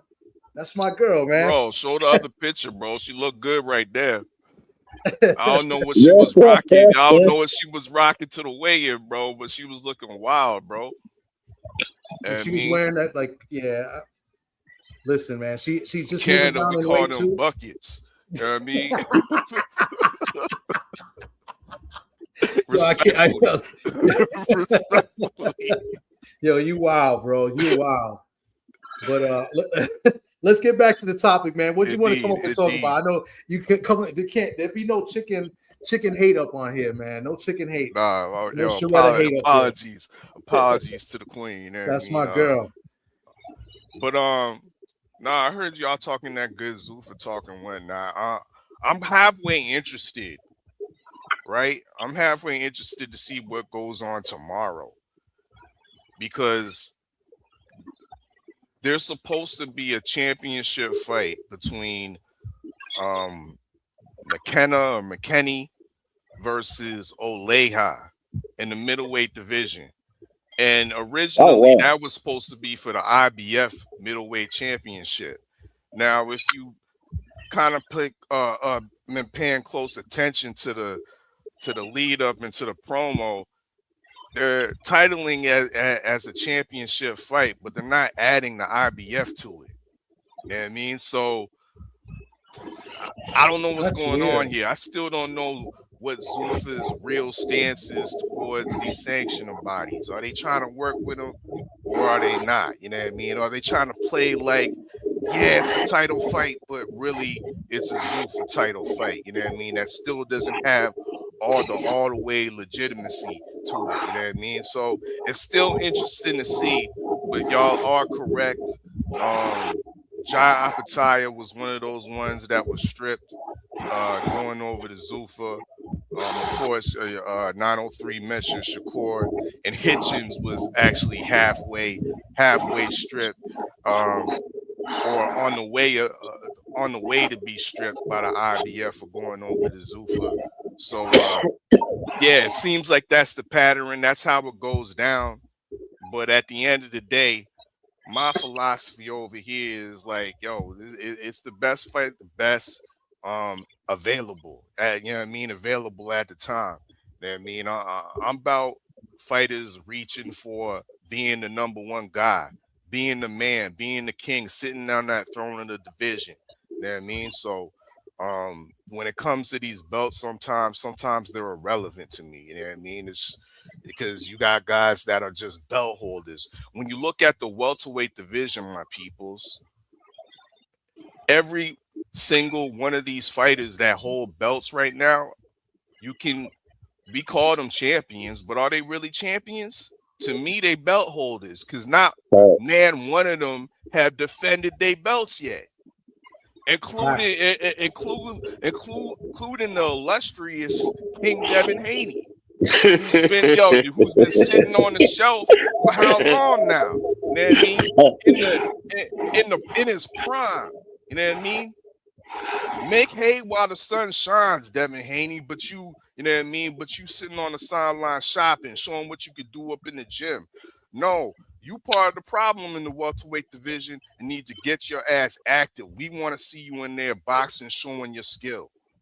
Showing that you're showing that us that you legitimately pound for pound. Showing us that you can legitimately call you the face of boxing. How can you be the face of boxing? We don't never see you in the ring, huh? It starts with Devin Haney and then trickles all the way down to the rest of these rest of the welterweight division. You know what I mean? We gotta put credence on Brian Norman Jr. He's still there. You know what I mean? He's still a dangerous character. Richardson Hitchens, dangerous character. I agree with 903. Hopefully, you know what I mean? I think he's the most dangerous fight for Devin Haney right now. You know what I mean? Right now. But I don't know about his mentality. Does he have the balls? Because he seems like he's cut from the same cloth as them motherfucking Ice Age possums, Fleeshon and Shakur Stevenson. That's who they remind me of. You know what I mean? I don't know if you know that them Ice Age characters. You know what I mean? Them two little possum twins. You know what I mean? That's Keyshawn and Shakur. You know what I mean? Little bitch ass, little hoe ass niggas, bro. But is he kind of cut from that same cloth? So I'm kind of like skeptical if he can actually grip that pen, you know what I mean, and sign on the dotted line for a Devin Haney fight. But if he does, it would be a damn sure be an intriguing fight, interesting fight. Now, I don't know how to call that one. Shay, that might be the best fight at welterweight. Indeed. That might be the best fight at welterweight. I know you guys gonna kill me for this, but I like that one, and I don't know. I want to see Jack Catterall fight Devin Haney. I just think that's bro. I ain't gonna lie. I think Catterall would give Devin a hell of a fight. I really think that. And he's so sneaky with that left hand. He's sneaky with that straight left, and he got power on it. Yeah, man. Jack Catterall, I think he'd be a problem for Devin. I think so. Jack stepped it up ever since he got the sauce in Philly.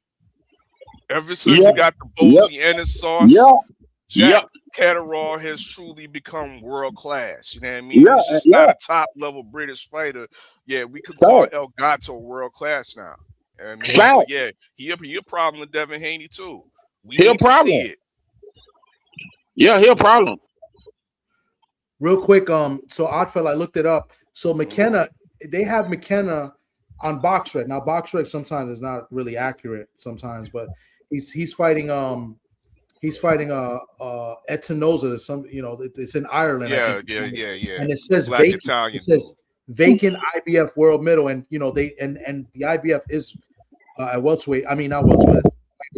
Super lightweight is vacant. So I don't know. No, this is the IBF middle. No, IBF middle, G. Middle, yeah. I'm thinking of the 140 because I don't think there's a 140 at IBF either because that's right. Hitchens just turned on the belt. So that's what I'm thinking of because you guys said Hitchens. But this is for the IBF middleweight title. Say, by the way, I'm really starting to think, bro, middleweight division may be the most slept on division in boxing. Because I'm telling you, I feel like they developing. They developing some hard hitters at 160, man. Bro, you reaching now. Listen, Amari Jones. I was agreeing with you a lot, bro. 903. Yeah, I mean, Amari Jones, Jahai Tucker, Hernandez, the Cuban. You got Amir Anderson. He's starting to come up. Man, you got a couple. You got a couple nice. I like Troy Isley. You got a couple nice dudes at 160. You got Jaleel. You got Jaleel there too. Yeah. 160 guys, but they ain't no stars, bro. They still ain't no stars. No, they're not stars. No, you ain't got no stars. I mean, maybe I heard Xander is gonna debut at 160. He's gonna go to 160. Yeah. Xander's going to fill up a little bit. Xander's about to go that way, and don't forget about old Tim Costa-Zoo. And don't forget your man. What about your boy? Your boy from Jersey, Vito. Ain't that your boy, odd fella? Ooh, white boy Christmas. You must be tripping, bro. Boy,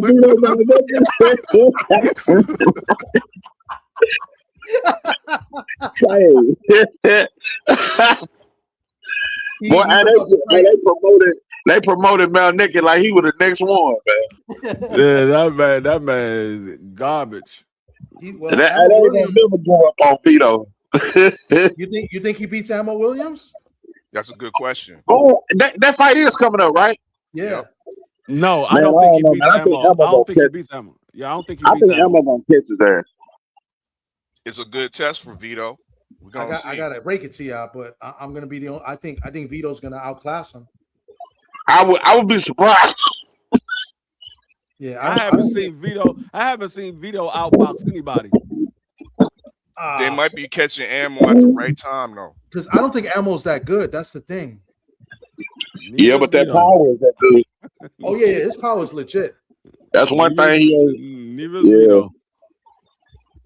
But Vito can handle himself. He has an underrated defensive package. Oh yeah, and don't forget we still got Laura at 160. Oh yeah, old man Lara. Yeah, old man Lara still fighting with the roof missing. Yeah. Who's Lara's trainer? Is he still is he with Ronnie Shields? Who? Lara. No, Vito is. Vito I know is. Vito is. No, Vito. Yeah, Vito with Shields. Laura's not with Ronnie Shields. Not Okay. anymore. Was he? Was he with Ronnie Shields at one point? Yes, he was. Okay, yeah, that's why. Yeah, I know his last fight he wasn't I with didn't know Ronnie he Shields. used to be with Shields. I didn't know that. Yeah. I know the last fight he wasn't with Ronnie Shields. Hey, let me ask you this though: who y'all think is the best at 160 right now, or is it just up in the air? Laura. No, Adonis. Unpopular opinion. Adonis at 68 now. Unpopular opinion. Unpopular opinion, gentlemen. It's Janabek. Oh, come on. Hey, even with the wrong. Well, I ain't gonna lie, Janabek can fight. Dirty fighting that. He can fight though. You know what I mean? Don't let the hype, don't let the Western media fool you and think that he's a dirty fighter, bro. Come on. I looked into his case, and to me, I'm giving him a pass, bro. The man was on his deathbed. The man was on his deathbed. Janabek can fight. I ain't gonna lie, he can really fight. He can fight. The problem with Janabek is he hasn't fought anybody. That's the problem. Yeah, he just hadn't fought nobody. He can fight. That's why I can't really judge him, because I'm looking at his competition. I'm like, okay, yeah, he looks good against them guys, but what he look like against the other guys? Do you think that Cuban is the real deal at 160? Or Hernandez? I mean, based on what people are telling me, they said his power is legit. Hernandez, he's legit. Yeah, I like him. That's right. He's with Salas again. You're right. Thank you. Man, he did my boy bad, man. Damn, what's his name? Kyron Davis. Damn, he fucked my boy bad, man. He did. Man, I felt so bad for Kyron Davis. I was like, damn, Brad, man, you should have threw the towel in. Yeah. Damn, he battled my boy. I don't think Shut Him Down knew what he was getting into. No, he did not know. He did not. Bro, he looked horrible after that fight. Man, he looked bad. He coming back. He beat the same out of Kyron. I mean, damn, even Benavidez didn't whoop his ass like that. Yeah. I mean, but look 903, his next fight, he didn't look all that, you know what I mean, all that menacing against Terrell Goucher. I mean, he stopped him. But he stopped. Goucher's never been stopped. But also, Goucher know how to make a fight look ugly and survive. He's a survivor. But I agree, though. He did not look that good. I agree. But, yeah. It was a bad I'll say this. He's definitely a top 5, top 3 guy middleweight right now, hands down. Hey, but I like Omari Jones too, man. But I think Omari Jones too. Sorry, go ahead. You said you like who? I said I like Omari Jones too, man. Straight out of Oakland. Yeah, he's nice. He can punch. Man, he can really punch. He can really punch. He just has defense. Yeah, he has defense lapses though. Like he has moments where he forgets to pull his hand back up and he gets caught with a shot. I don't know how he plans out against a guy like Yo-Yo, against a guy like Janabek, a guy like Laura. I don't think he do well against those type of guys. So you think he needs a little more time? Yeah, he needs some time. A little more time to develop. Yeah. But stylistically, he kind of looks like Boots to me. But that's just me.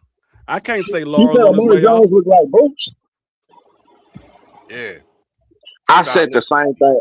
I said he reminds me of Boots a little bit. I said that. Yep. Yeah, I was saying the same thing. Yeah, just a killer. Such a killer that sometimes he make himself vulnerable. Yeah. Hey, I can't say Laura is on his way out. I mean, he's gonna fight until he says he's time to hang up. but I mean, I'm looking at, we let Bernard Hopkins fight till he was like 50. Yeah, but no, Hopkins fought till he was like 53 or some shit. That shit was crazy. So that's what I'm saying. That was crazy. And he fought at a high level all the way up until he was about 50. Yeah, that's what I was going to say. Today he'll be a world champion in his 50s against this competition. He's in a nice position because ain't nobody calling for him. Ain't nobody putting no pressure on his neck and saying, yo, Lara, when you defending next? See that, and I think that's the reason why. Yeah, it ain't no pressure on him. No that's pressure. why I say I think Laura's going to fight a couple more years because these guys are not really competition for Laura like that. Like you got to remember, Laura's been in there with guys like Austin Trout and Canelo Alvarez and those type of guys. These guys are not that level of guys. So I think he's gonna take that Tim Tszyu bag. Yeah, Man, I can see that. I swear. Yeah, and Tim called for that shit too. I definitely see that happening. I definitely see that. That's another thing too. Laura started to sit down on his punches, and he developed that power that he always had. He was a mover. So now that he's a little more stationary, he's sitting down on his punches. He's putting guys to sleep. Yeah, he fuck around and clip Tszyu ass. I think he does. I think he does clip Tszyu. He might fuck around and clip Tszyu, bro. I need to see it. Yeah. I don't know. I mean, I think Laura I think he got a couple more years left. I think Laura is the type that as long as they still giving him fights, he's gonna keep fighting. Yeah, but he fought. He hasn't fought. Damn, he hasn't fought in a minute. What about he was supposed to fight Jennebeck. He was supposed to fight Jennebeck, but he popped dirty, so they ended up canceling that fight. Yeah, and then he did fight that day, that week. He fought. I forgot who he fought. He fought like a sparring partner or something. He hasn't fought. He fought some off. Yeah, it's been over a year. No, December. He fought in December. He fought. He fought in December. Okay. Yeah, he was on the undercard. He was on the undercard of a PBC card. Yeah, but he's been averaging one fight a year, pretty much. I mean, you 42 years old, you still fighting. You be averaging one fight a year too. He been plenty of rest. Yeah, you ain't lying. Yeah, he resting that body. I need to pump the brakes on old man Lara a little bit. I mean, you got guys that's 20 years younger than him fighting once a year. No, that's facts. Yeah, that's actual facts right there. Yo, guys, let me ask you a question because I like to be a jerk every now and then, right? So Devin Haney, right? Just looking it up because we thought that we get a fight and when everything happened. So it's been 258 days since he's last fought. That's 8 months and 8 months and a half. Do you think he's the problem or you think the other fighters are the problem? Real easy question. Great question. That was a great question. You got it. You gotta say I'm gonna say it's a little bit of both because he had a fight on the table, they walked away. He had another fight on the table, they walked away. And then he had the Keyshawn Davis fight on the table, Keyshawn walked away. So it's a little bit of both. Hey, I agree with you, D-Free. I think it's a little both. I don't want to put all the blame on Devin, but I'm not going to put all the blame on all these other opponents. I mean, even going back to way back to that Gary Russell Jr. negotiations with the whole 1.5, and then the whole thing with Rolly not wanting to take I think a non-guaranteed and waiting on the numbers. So I think it's been a little bit of both, man. Devin can be hard to negotiate with at times, bro. But when it came to Ryan, he hurry up and gave Ryan a bigger percentage. When it came to fighting Kambosos for Undisputed and signing that 3-fight deal with Ty Rank, he was willing to take whatever. But other times he's been harder to deal with. So I think it's a little bit of both. Well, check this out. Ain't nobody talking about the fact that Devin can petition right now to fight Jerome Lucinus and fuck his shit up. Yep. Yeah. So listen. Yeah. So all that bullshit, about. Wait a minute. Yeah, but wait a minute. Not just that. All that bullshit he talked about being able to fight him at 47. They want to fight him, but Boots was already on the way up, and they tried to, cover their ass and make it look like a duck. You feel what I'm saying? So all I'm saying is, if that's the case, if y'all wanted that fight then you can take that motherfucking fight now. You see what I'm saying? And here's the thing. Devin loved to fight the motherfuckers without that rehydration shit because he liked to blow up and be way bigger than the motherfucker when you fight him on fight night. The reason why everybody held they nuts when he fought Brian Norman Jr. when that fight was made, because he looked like shit in his last fight. Yep. Right before he got slept by Ron, and Norman was knocking shit out. He fucked around and caught Norman and wasn't able to finish him. All right, caught him, but wasn't able to finish him. Right. So he wins that fight, but he 1-1 against motherfuckers his motherfucking size. He steady talking about Shakur and Tank and all of that shit. When Tank called him out, look, if you sign to fight Ryan in advance, you can sign to fight Tank in advance. And who else the fuck was you finna fight? Everybody else tied up. So, and think about it. The next person that they'll fought, even if it was Paro, if he had signed to fight Tank and folks knew that he was signed to fight Tank next in 2027, that will put more eyes on his next fight, building up to a Tank fight. So that's a motherfucking dub. And 30% of Tank is bigger than any bag you motherfucking made. I give Dale love and respect for taking the shit sandwich at the times he had to get around some shit. But the nigga smelling himself. And on the cool, while everybody talking about him certified with a guarantee now, the market buried his motherfucking value. And y'all have to look at it this way. The man been undisputed before. And when that Keyshawn and Dale fight went to purse bid, the market said $6.3 million per fight. That's what the market said. So when it comes time to negotiate, motherfuckers gonna start over that and not try to go what? Over that. Right? That's a good point. Okay. Yeah. Oh, okay. So let's just keep it a buck. That $100 million shit was a bluff. Yeah. Because on the two, when he had to deal with Eddie wanted to re-up with him, and Bill and Dale was on some bullshit, and he told him to go out there and see what you can get. And they bluffed that $100 million shit with Zuffa, but they didn't want to do that shit because they knew what came with it. And they came back to motherfucking it. So I'm just saying the game, see, the promoters, they working together because these teams and these sanctioning bodies, they gonna start working together because they trying to fuck Dana out the game. You feel what I'm saying? And keep him from taking away the free market. But I'm telling y'all, Devin on some bullshit in some ways. You feel what I'm saying? Keyshawn wrote a check that his ass couldn't cash. We already understand that. Devin just had to sit in the tuck. But by virtue of that, the market buried his motherfucking value. So when it comes to what we're trying to negotiate with Tank them and all of that, the market pretty much told us, nigga, you worth $6.3 million when you fight. Well, let me follow up with that. The market. I just want to close by saying the best thing for him to do right now, for his career right now, is really a crash mission, because we know he ain't beating Jerron Ennis, right? He can fight Richardson. He can fight Richardson Hitchens and really put it on the line or some shit like that, or double back with a Brian Norman fight. But don't nobody want to see Paro.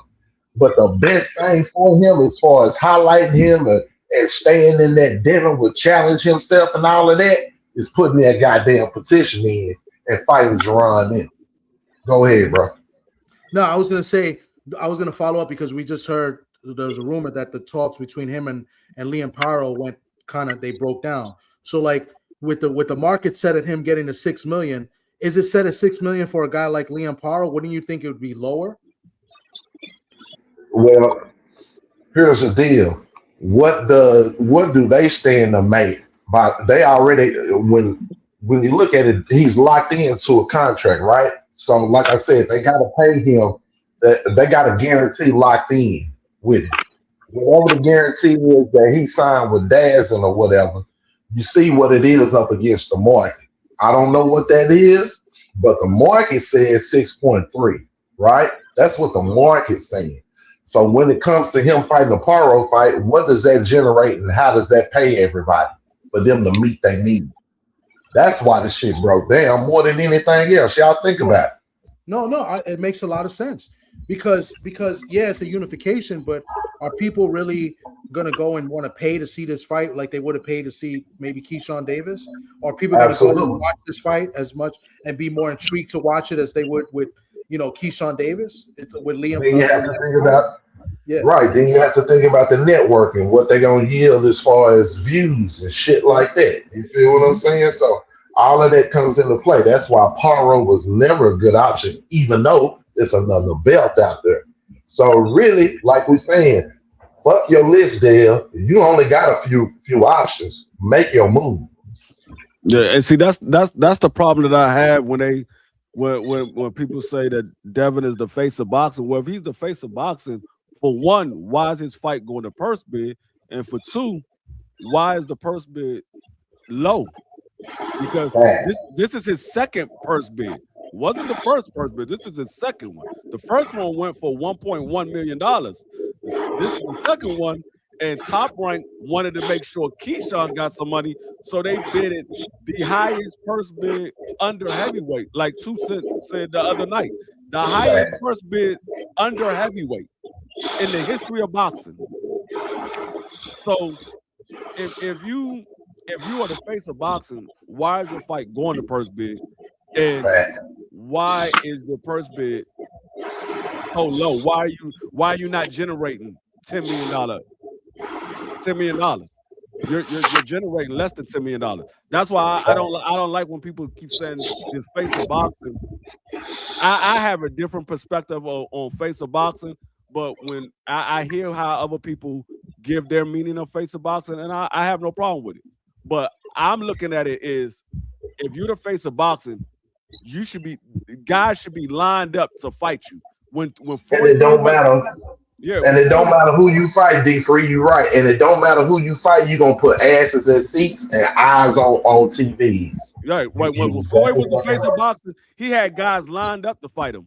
When Canelo was the face of boxing, he had guys lined up to fight him, and so on and so forth. Guys was lined up to fight these individuals because they knew they was going to get a bag because this was the face of boxing.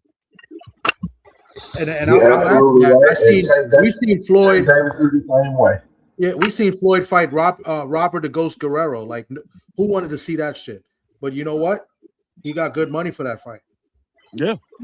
And not only did we get good money for that fight, Robert the Ghost Guerrero fought one of the best fights of his fucking career. You feel what I'm saying? So let's a lot of people want to shit on Floyd for the route that he took with the 6 fights or whatever. But Floyd fought quality competition throughout his career, bro. Yeah. Throughout his career. And I say motherfuckers showed up to fight Floyd. I don't never think Floyd had a soft touch. Even Berto in the later stages, you know what I'm saying? He gave what he had. Yeah. So bro, this face of boxing shit, really it's because there's a gap in boxing. Y'all was talking about it earlier. D3 mentioned it when he talked about how things didn't happen and certain fighters migrate in different ways. You know what I'm saying? How we expect the shit to end up to how it actually has ended up. Boxing is looking for that next, you know what I'm saying, that next somebody. That's why Jerron Ennis fighting somebody like Xander on that stage was such a big thing. We already seen that coming years ago. You know what I'm saying? We seen this shit coming years ago.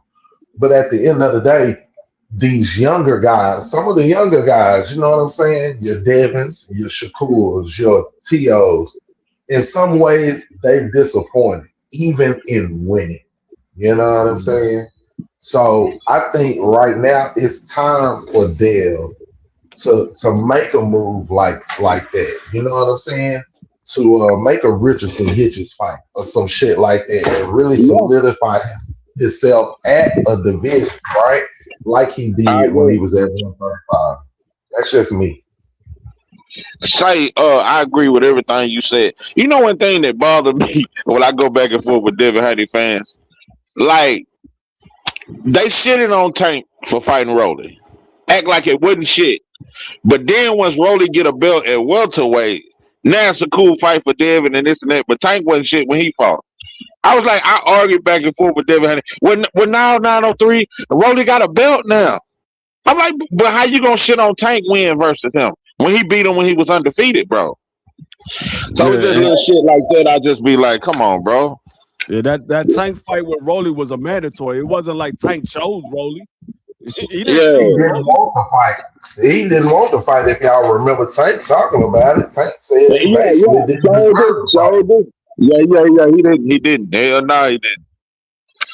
So Yeah, you no, know, again, that's the business of boxing sometimes too, and you have to think who he was dealing with at the time, or had to kind of deal with at the time. But like you said, more than anything, it was a mandatory handling his business, keeping his depth, keeping his situation going. So, man, again, bro.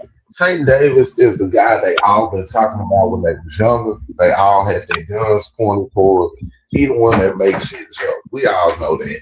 You know what I'm saying? Anything under 140, it's Tank motherfucking Davis. You know what I'm saying? Here recently, Bam has put himself in the category as must see TV. You know what I'm saying? He must see TV. But as far as the other guys, anyway, Bam and Tank, they must see TV at them lower weights.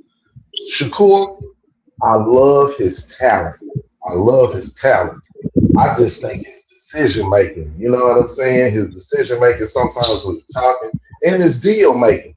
I never will solidify respect, even look towards anything with Dana White with any type of reference. And it just makes no sense for me for him to sign to Zook. I don't know how y'all feel about it, but I don't think it makes any sense.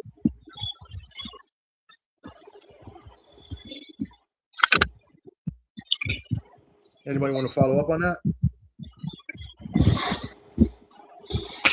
Yeah. Also, you can't leave out Abdullah Mason at 135, man. Youngest champ in the game. You understand me? Must see TV also. You know, Shushu didn't have the best night, but I just feel like fans was overcritical. I don't think he deserved to be booed for his performance. I'm gonna put it like that. Do y'all think Shushu deserved to get booed for his performance? I thought he kind of underperformed and his power wasn't there, but I don't think he just fought such a boring fight that he deserved to be booed.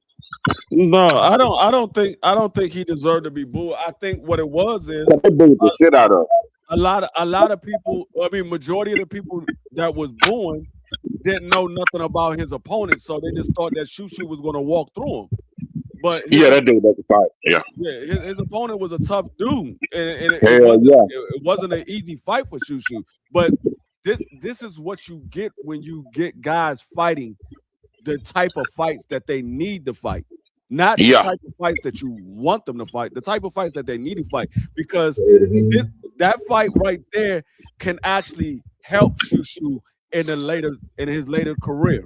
Because if he never goes through that type of fight, same thing like with Abdullah Mason. If Abdullah Mason would have never got dropped that time when he fought the Spanish guy, I forgot his name. He probably wouldn't be able to prevail in that Sam Note fight. Man, that's a great example. That's a great example. That fight prepared him for that Notes fight. Yeah, that's a fact. See, the problem is with boxing fans is that we're spoiled sometimes, right? And I've been following Shushu pretty much his entire career. I know Shushu can box. The thing is, the fight before this fight, he just got a tremendous knockout to win the world title. So now, but he's a boxer first. See him knock out everybody. You know what I'm saying? Shushu is a boxer first. It's just he hasn't first. So now that he shows it, he gets booed, and he faced. It was a little underwhelming even for me, right? I wanted to see him do what he did, but I wanted to see him step on the gas a little bit more. And he did get hurt in the fight too. You know what I'm saying? But I don't think he deserved to get booed. Big fans are just spoiled because he had a tremendous knockout to win the world title, and it's like, they think they're going to get knocked out every fight. Well, like you said, I'll go ahead. Go ahead. I was gonna say, my bad. I was just gonna say, I think sometimes, bro, it has a lot to do with how we set up particular fighters as well, or how these fighters are set up to us as fans, right? Top rank, when they look at their prospects, they designate certain prospects for certain levels of promotion. You feel what I'm saying? And the way that they promoted and kind of put him in fights like D3 said, if he's having one of these fights that we would have seen, like let's say fighters on PBC have when they was in between 10 to 20 fights. You feel what I'm saying? Shushu doing this at a later point, moving up, and that's always been my argument with Top Rank. I feel like they give you a bunch of potato sacks early and then like throw you in the shit. You know what I'm saying? When you build your record up, but your boxing skills may not have gotten there because you ain't been through certain wars. So yeah, I agree with you. That's one of them fights that'll help you later in your career because you need to be able to go through some shit to be able to face some shit moving forward and know how to navigate. But at the same time, I think he's just a victim of the circumstances that Top Rank kind of put him in as well.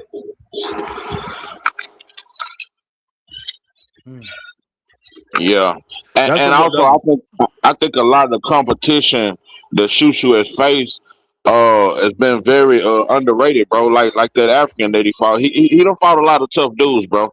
And his last dude that he fought was dangerous the whole 12 rounds. Yeah, like he was dangerous the entire 12 rounds. I absolutely agree, but I also think, you know what I'm saying, you know, he been kind of marketed as, you know what I'm saying, that next lick, that next big thing, and you know how casual fans is. They don't want to see signs. Yeah, they want to see what the fuck. Just like Bro said, they want to see what the fuck he did to win the title. Yeah, if you did that to win the title, you got to be able to flush, dude. That type shit. Yeah, no, you I absolutely just had to correct. show you some love. I just had to come up and show you some love, my nigga. You know what I'm saying? And salute you for pushing through. I love the way you got your new setup and shit going. Keep rocking, bro. Not a problem. Appreciate you. already. But say, like you were saying, D3, can you hear me? Yeah, I can hear you. Yeah, we can hear you. Hey, like you were saying, bro, like, man, when you look at how Abdullah has been guided, bro, and he only 22, bro, he in the right path. From going through that with that Mexican fighter, getting hurt, getting dropped a few times, to going through a war with Sam Noakes to win a title. That was a legit title win right there. I mean, he really went through a real war with Sam Noakes. And then to fight somebody so crafty like Prince Albert Bell, bro, and to be losing the fight on the scorecards and to come back for the stoppage, bro. He learning at a young age, bro. And he going through it, bro. Because that Prince Albert fight, I wasn't very confident that he was gonna win. I wasn't. Because I fuck with Albert Bell and I've been following him. I thought he was gonna be a little too crafty for him. Yeah, I thought so too. I thought that Albert Bell was going to give him confidence. I had it going kind of similar, but I didn't think Albert Bell was going to have the success he did in that fight. I thought he was going to have his moments and be ahead early, but I didn't think he was going to be, that much ahead with like some of the announcer scorecards. I think had it a little bit higher than the actual judges, but he did better than what I thought. Yeah, I thought it was going to be a close fight. I didn't think. Yeah, I fucked with Albert Bell. I didn't think Abdullah was going to stop him. I was shocked to see Abdullah stop him, but yeah, I didn't think that either. I thought it was going to be a close fight because Albert Bell, he let it be known that him and Abdullah, they sparred a lot coming up. They sparred a lot when Abdullah was first coming up, and he said, I think it was last year, he sparred. Yeah, last year they sparred. He sparred like 6 times with Abdullah Mason last year. So I wasn't surprised that it was a close fight because they was familiar with each other. They know what each other like to do. And so Abdullah did something that Albert Bell wasn't expecting. He fought on the inside. Like Abdullah Mason is usually a mid-range fighter or a long-distance fighter. He fought on the inside, which was something that Albert Bell wasn't used to. And that's what Abdullah Mason said. He said, I had to give him a different look that he didn't see before because they sparred so much that he already knew what Abdullah Mason was on the outside and in mid-range. So he had to give him a different look. And I took my hat off to the young dude because he's 22 years old. You got guys that's been fighting much longer than Abdullah Mason that don't have the ring IQ that Abdullah Mason has. Abdullah Mason got that ring IQ at a young age. It's only going to get better as the fights go on. His ring IQ is going to get better. and he's going to be a real problem when he get like 25, 26, 27 years old. He's going to be a real problem. Hey, bro, was you impressed with the corner work from the father though? That impressed me, bro. I'm always impressed with them because they always give good pointers, give a good outlook of what they seeing, and they have a good open line of communication. The doula are telling what he sees, they're telling what they see, and even the older brother, he'll get in there and say what he sees. They got a good corner over there. I love it. I love it.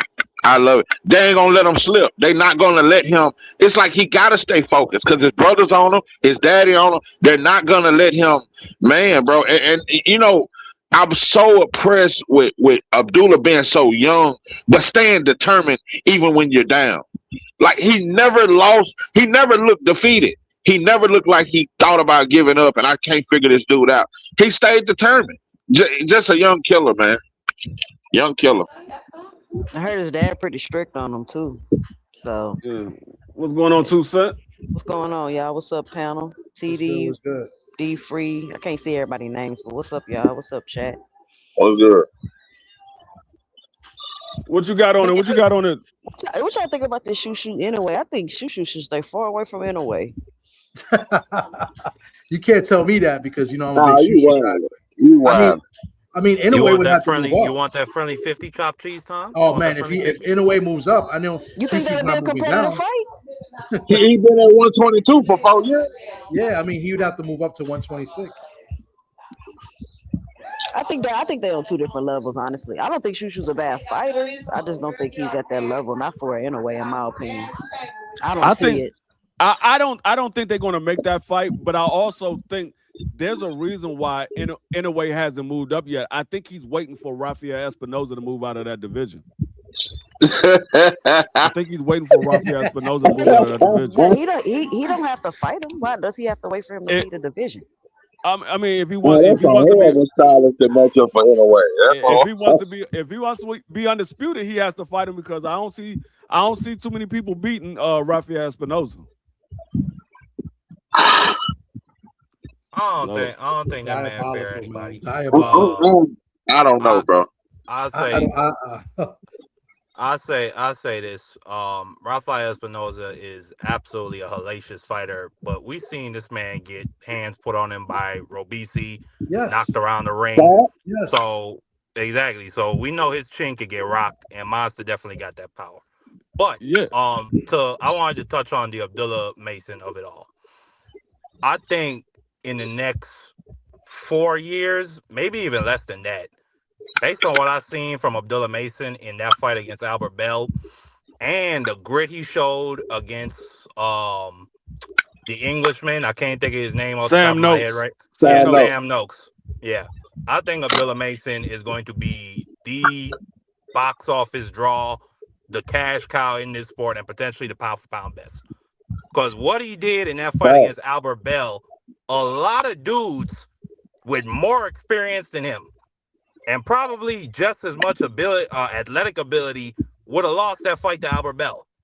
Hands down. We've seen a lot of dudes, and Albert Bell is one of those dudes, he really doesn't lose too many rounds. They said it on the fight card. It'd been 60 rounds since he lost a round. And then Abdullah Mason, he was just getting hit with that 2-1. Albert Bell kept tying him up, kept moving back to the center of the ring.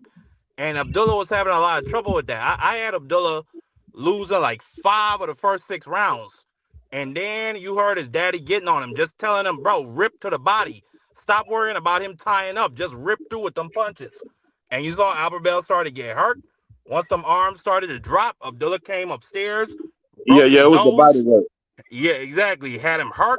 And then it set up the finish in the 12th round. Like, that kid, I had some doubts about him after he got dropped twice by that whatever. I can't even think of that dude. That dude is probably an illegal immigrant. He probably done got deported. Why? Because he's Dominican. Why? Because he's Dominican from the Bronx. That's messed up, bro. I mean, I don't know the guy. Respectfully, I don't know the guy. Respectfully, I pray. I wish him the best. Five of the first 6 rounds. Yes, that's where I had it. Wow. And a lot of people agree with me. A lot of people thought I had it. Winning 4 of the first 6, about 4. But it was still competitive because Abdullah was still doing nice work to the body with the shoulder to the body. Quiet rounds. It was quiet. Albert won, hands down, in my opinion. Yeah. I had Albert winning comfortably. Yeah. As did I. You look at the fight, but like I said, those are the fights that you need a young talent to go through. That's why I said I like the fight that he had with the Dominican, and he got knocked down twice and got back up and stopped them in the second round. I like that because that's what I want to see out of a young fighter. I want to see them face adversity. This is what I said about Keyshawn and Shakur. I don't know how they will react to adversity because they never faced it. They never faced adversity. Very true. Never. Hey, that's facts. Neither one of them have ever faced it. They never have. Like Punk and Fag Sean. The closest adversity Shakur faced was when he fought Nakatilia, and he said he felt one of them punches on the arm, and he got on his bike the rest of the fight. Oh, he said Valdez hit him with a body shot. That's one of the most embarrassing performances I've ever seen. After all the stuff that dude talked, you a cop, I gotta whoop you for the hood. And then you go in there, you ran from the police. You ran from him. You a cop. That dude, he just be doing too much. Just for, I don't even know if it's for the camera. I don't know who he does it for. Who he does all that talking and capping and contradicting for. I'm talking about Shakur. You talking about Shakur? You can talk about Keyshawn too. Because Shakur is insecure. That's probably it. Insecure. He's extremely insecure. I would agree. I mean, I remember that De Los Santos fight where the fans were booing him, and he goes to his grandfather, "Why they booing me? Because you're not doing nothing, dude." And then his brother is even worse. I've never seen nothing like this before. Where's Debo? And then he ran. Well, he should be ashamed of himself. That's this generation of fighters, bro. Man, Hey Bentley, that was me in the chat, by the way. I just want you to know. So if somehow, which I don't think it will ever happen, but if Inoue was to move up and fight Shushu, I'll take all bets. I'm not betting for your Ferrari though, but I'll take all bets. You'll take that friendly $1,000 bet? I don't know if I'll go that high, but I'll take a good bet. I got Shushu. All right. Yeah. That last fight for Shushu, I mean, it wasn't a good look. I ain't gonna, say that he can't beat none of the other champions. Like, I think he'd give Angelo Leo a pretty good fight. I think he could definitely get in there with that guy. And I think Figueroa showed, or Cool Boy showed you it's a formula to beat Figueroa. But that was not a good look for Shushu that last. I mean, he got hurt to the body and he got dropped, in my opinion. See, and this is the thing that I've always said about Shushu and the Inoue, and Marky Dan can contest to this because I told him this.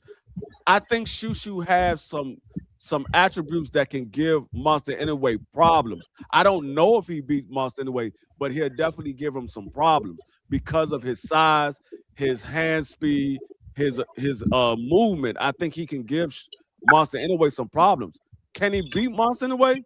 It remains to be seen because Monster Inoue is more experienced than him. He's been in bigger fights than him. So maybe I give Monster Inoue the edge, but I'm not sitting here sleeping on Shushu like it's impossible for him to win because I know Shushu is a hell of a talent.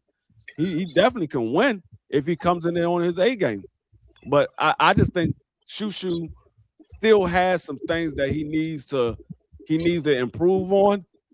But if Monster Inoue keeps waiting around, yeah, I'm gonna be leaning towards Shushu because Shushu's only going to get better. I don't think he's going to get worse. I think he's going to get better.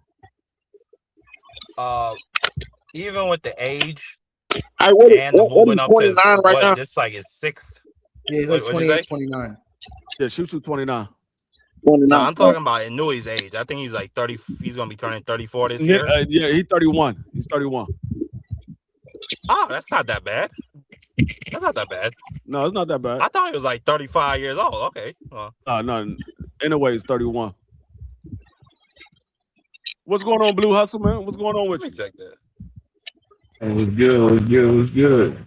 Blue. How's everybody doing? Yeah, Blue. What's up with you, Martin? Yeah. And Monster anyway is 33 years old, by the way. He turned 33. 33. Oh, 33. Okay. But yeah, what you got for the show, Blue? Oh shit, man. I think Shushu. I don't know, man. That fight where his last fight, I was kind of high on him, but I mean, I think he's a good fighter. But when it comes down to him fighting in a way, I have to see the fight because he got hurt to the body his last fight. And, he did what he had to do to win the fight, but still, I don't know. I hope that there was something wrong with him. Maybe he was sick or something like that. Or, I mean, he might have just took him a while to, because he got caught with a good punch just to recover, from that body shot. So, I don't know. We'll see. If that fight ever happens. I said I wanted to see the fight anyways between Shushu and Inoue too, because I think it'll be a good fight, but I don't know. I feel like Inoue can pull it off just from the last performance, because like everybody says, like people say, you're only good as your last fight. So I don't know. Yeah, it's a good fight. I mean, those are the type of fights that we want to see. I'm not saying that the Jack Catterall fight is a bad fight. It's just not a fight that I care to see for Devin Haney. If Jack Catterall put himself in position to be Devin Haney's mandatory, or he's number one in his sanctioning body. Okay, I don't think Jack Catterall has much to give Devin Haney where I would say, okay, this is going to be a problem for Devin Haney. I think Devin Haney wins that fight easy, in my opinion. You didn't see the news, Free? You didn't see the news? They said Jack Catterall is going to be the mandatory for the winner of T.O. Broly. That's what Jack Catterall wants, but I think they're trying to. I think Bill Haney. Yeah, I think Bill Haney and Devin is trying to make that fight because the Leon Paro fight fell through. So I think they're trying to make the Jack Catterall fight fell through. Damn. Yeah, it fell through. Well, I think it's under the WBA because he's the regular champion for the WBA, so he'll be first in line for the winner of T.O. and Rolly. Well, they have to petition to face Ryan because that's not an automatic fight. They have to petition because I'm talking about not for Ryan and Conor Ben. It'd be for T.O. and Rolly because he's the WBA. No, that's what I'm saying. That's for real though. We all know the WBA does a piss poor job at consolidating their belts. That's what I'm saying. He has to petition for because they gave that WBA belt out. That WBA belt was gone. It wasn't a WBA belt at 147. That belt was gone. They brought it back out. So now he has to petition for the winner of Rolly and T.O. It's not like the interim title where he can automatically become the mandatory. He actually, because the WBA regular belt is actually the champion that fights all of the mandatory. The WBA super don't fight any mandatory. They don't have mandatory. So he will have to petition to be a fight with the winner of that fight. And that's the first obstacle. The second obstacle is that you're dealing with two fuckboys, Rolly Romero and Teofimo Lopez. Do we really think that the winner of that fight is going to try to fight Jack Catterall next, even if it's mandated? They're going to lie down the belt and find another big fight because Jack Catterall is too high risk, low reward. I don't know. I think they'll fight. I mean, don't Jack got a belt too, right? Nah. He has a WBA regular. He has a WBA He regular. got a Reggie belt. Yeah, I mean, now this is where remember the argument that I said, Marky Dan. I know you was there when I had this argument with Tony Review. He said you can't be a unified champion with the WBA regular. It doesn't count.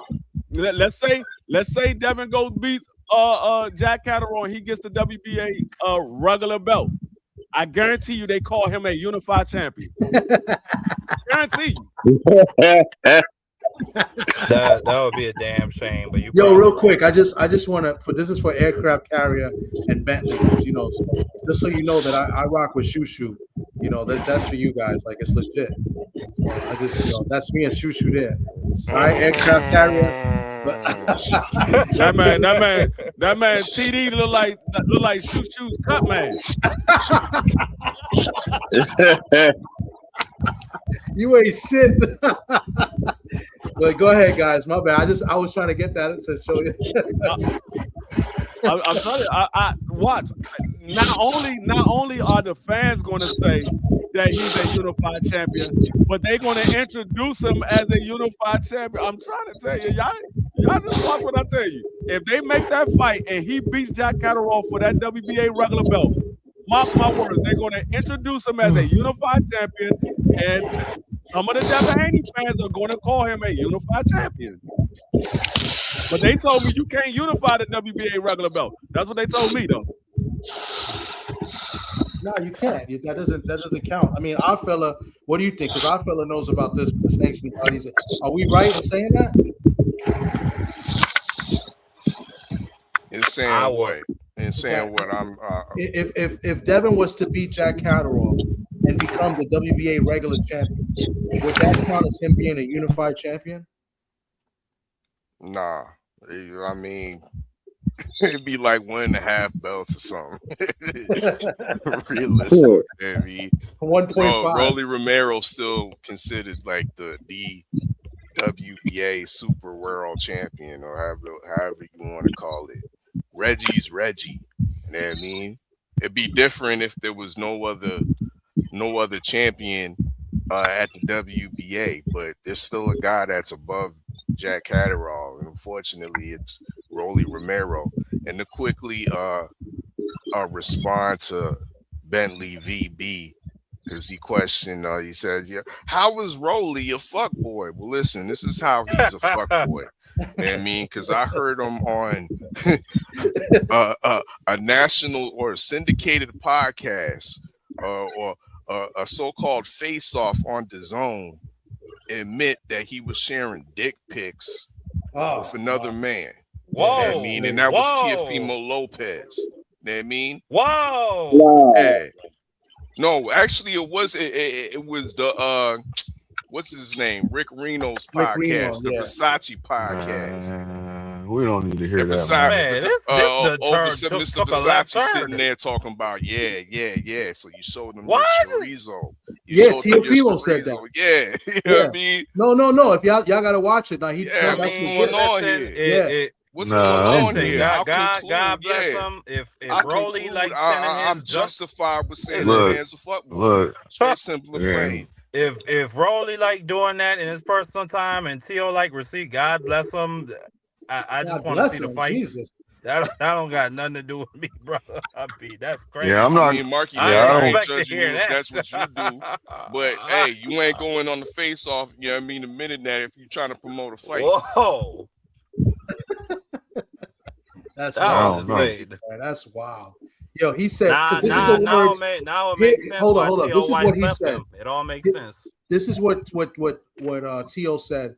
The quote was something like this. He said that this guy Rolly be sending me more Johnson pics of his Johnson than I've seen of my own Johnson myself. And Rolly didn't say anything, like saying that that's not true or anything like that. So. I've he could have been. He could have been joking. though. He could have been joking. I'm nah, man, that's joking, crazy, bro. I'm gonna say that he's joking, bro. Yeah, he might have. I mean, I'm not gonna say that it's true or not. He might have been joking, but what I'm gonna say is, I will never say that as a joke to no man. I will never say that as a joke to no man. That's Nah, TD, I will agree with you on this. These are certainly a different generation of boxers. I can't never imagine Muhammad Ali sitting next to Joe Frazier and saying Joe Frazier been sending me pictures of his Johnson. That's the craziest shit I've ever heard. These dudes are they're literally they're friends for real. Like, did you see the daggone the little face-to-face interview that they had with Rolly's sitting in the couch with his leg up and T.O.'s over there playing Connect 4. I'm like, man, what are y'all doing? Are y'all doing a face-to-face interview or y'all just chilling? They look like they were just on a daggone live stream, just chilling. Yeah, they're on a play date. They just got off the back of the yellow bus, the special yellow bus, bro. The guy had to Connect 4, bro. Yo, retro shit. All was missing. You know what was missing? All was missing.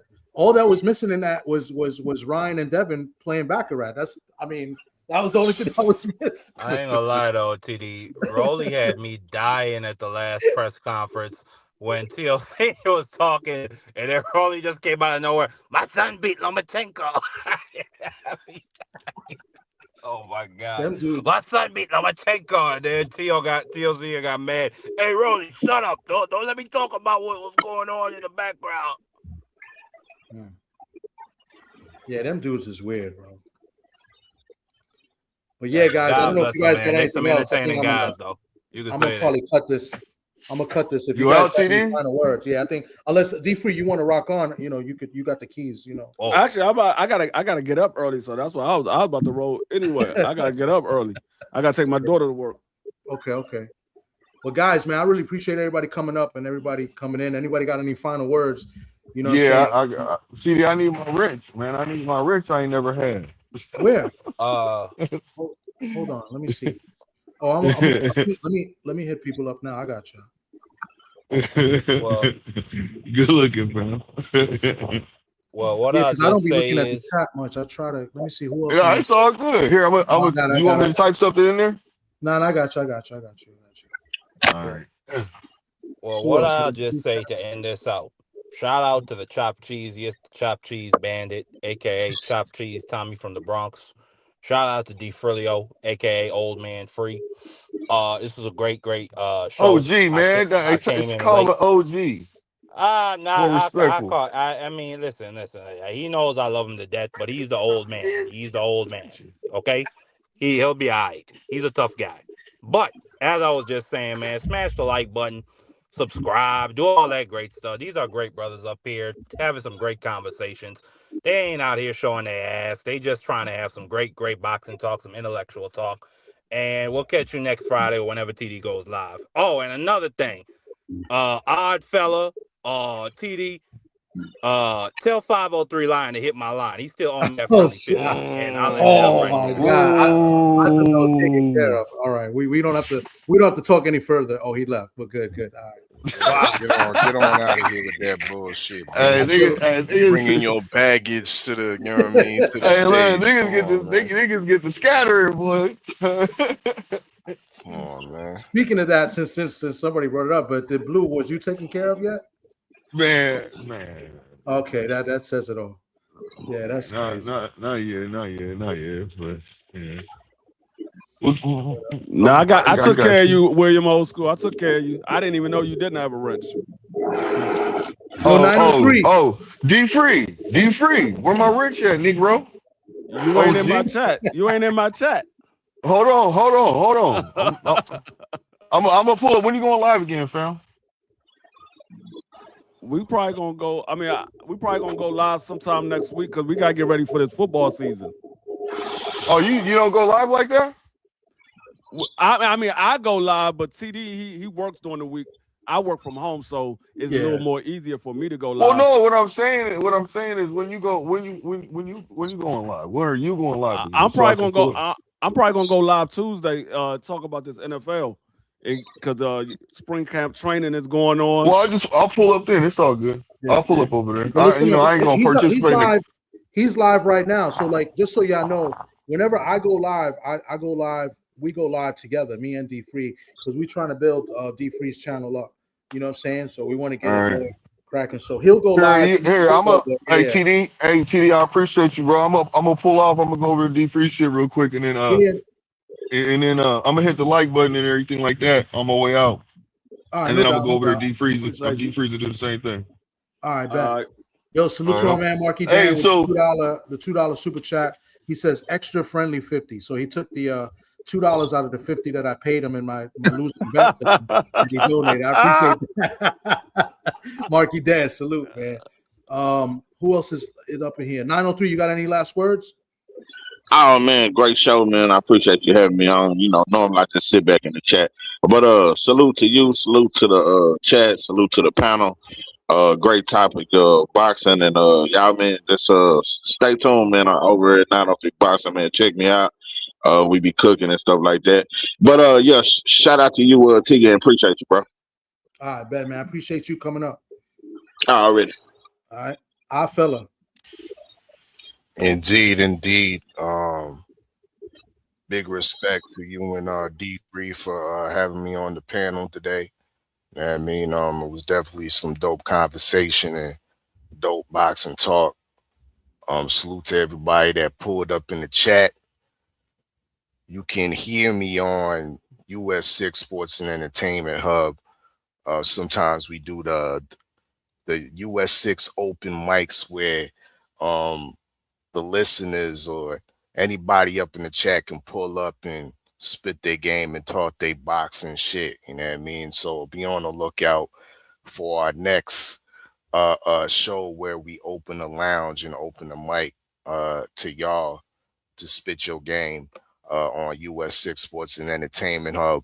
Also, shout out to Championship Minded Promotions, who will be staging the Richmond Punch Out August 22nd. We got the championship fight between Natasha Spence and Precious Harris McRae going down. Another cruiserweight championship fight with Henry Stewart against Gilberto Ruiz.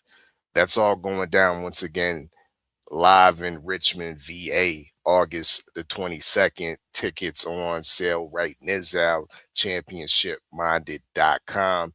You also can go to usualsuspect6.com for the quick link. I will be commentating for the event in a dig. So pay-per-view streaming is available via millions.co in a dig. So please show some support for female boxing. Once again, the champion, the WBA champion, international champion, Natasha Spence goes against Precious Harris McRae. But once again, salute to y'all. Salute to D Free, TD Sports, and big up all my usual suspects out there. You know what I mean? Don't listen to no Marky Dan. 503 Lion, you know, outside thriving in the dig. Big up Cadillac Red, the good Dr. KG, and you know what I mean? And Stay Ready Mac, always staying ready over there at the Agnew podcast and whatnot. But y'all know what it is. It's your favorite yet your most hated odd fella, and I'm Gizon. Yes, indeed. I appreciate you, odd fella. Go check them out and go check out the Usual Suspect 6 in Sports and Entertainment. You know what I'm saying? They did some great interviews. We did an interview with Precious McRae as well, me and D Free, a couple weeks ago. But there's another interview of the Face Off, which is not many people are doing this. And I mean, very, very few. And KG was one of them. He had both fighters on doing a Face Off live as he had Natasha Spence and Precious McRae on at the same time in the Face Off. I mean, nobody could say they've done that on their live, but KG did it, and it was a dope experience, a dope content, dope interview. So go check that out. And my man Oddfella is going to be doing play-by-play, for the fight in a couple weeks in Richmond, Virginia. So make sure you go check that out as well. I might be trying to, I'm thinking of trying to record it. I'm gonna see how I can do it where I can get the pay-per-view and record it and try to make some shorts and stuff out of it, because that's a big time experience to be there behind the mic, calling the fight live. You know what I'm saying? on pay-per-view. I think that's pretty dope. So go check them out, check the channels out, check out the content. I definitely appreciate them coming, pulling up. Appreciate 903 pulling up. Marky Dan, Blue Hustle Man, 817, 917. Damn, man, I fucked up. 817 D Free? Yeah, 817. My bad, 817. I'm rushing, but I appreciate you guys coming up because you guys help the show and you guys make the show, and this is what it's all about. You know what I'm saying? So I appreciate you guys coming up. You don't have to thank me. You guys help the show. So I definitely appreciate you guys for pulling up here and making the conversation as dope as it was. You know what I'm saying? So thank you for that. But with that being said, D Free, any final words? No, I mean, make sure y'all follow me over on Kick. I also have a channel over on Kick. I'm growing that channel as well. I will be showing it both on YouTube and Kick, but I'm trying to grow my channel over on Kick because it's much better. You get a little more freedom over there on Kick, and they pay better. They pay better over on Kick. So help me grow over there on Kick as well. But yeah, I appreciate you having me up. I mean, we're gonna do this again. Hopefully next week, and we can get ready to get this football on the road because the season is wrapping up, and we just had the Hall of Fame game the other night. I called that for the first half, just to get back in the flow of calling the football games again. And it was a decent game. Y'all might have to worry about Carson Beck, Seattle. Y'all might have to worry about Carson Beck in Arizona. Yeah, we'll see. I mean, he did have a good game, and they've been prepping him pretty much his whole college career to be this big time pro quarterback. So we'll see. But that Seattle defense is no joke. Yeah, but yeah, I appreciate you, and I appreciate we'll be back again. D Free, like I said, we're gonna every time I go live, at least with the boxing content, on Friday nights or during the week, I'll hit you up and I'll try to air to your channel. We want to help build D Free's channel up. You know what I'm saying? And then we'll definitely be doing the football picks and the football shows moving forward as well. So appreciate everybody coming through. Hit that like button, and we'll see y'all hopefully next week or maybe throughout the weekend. Who knows? You know what I'm saying? So you guys be safe, enjoy your weekend, and we out.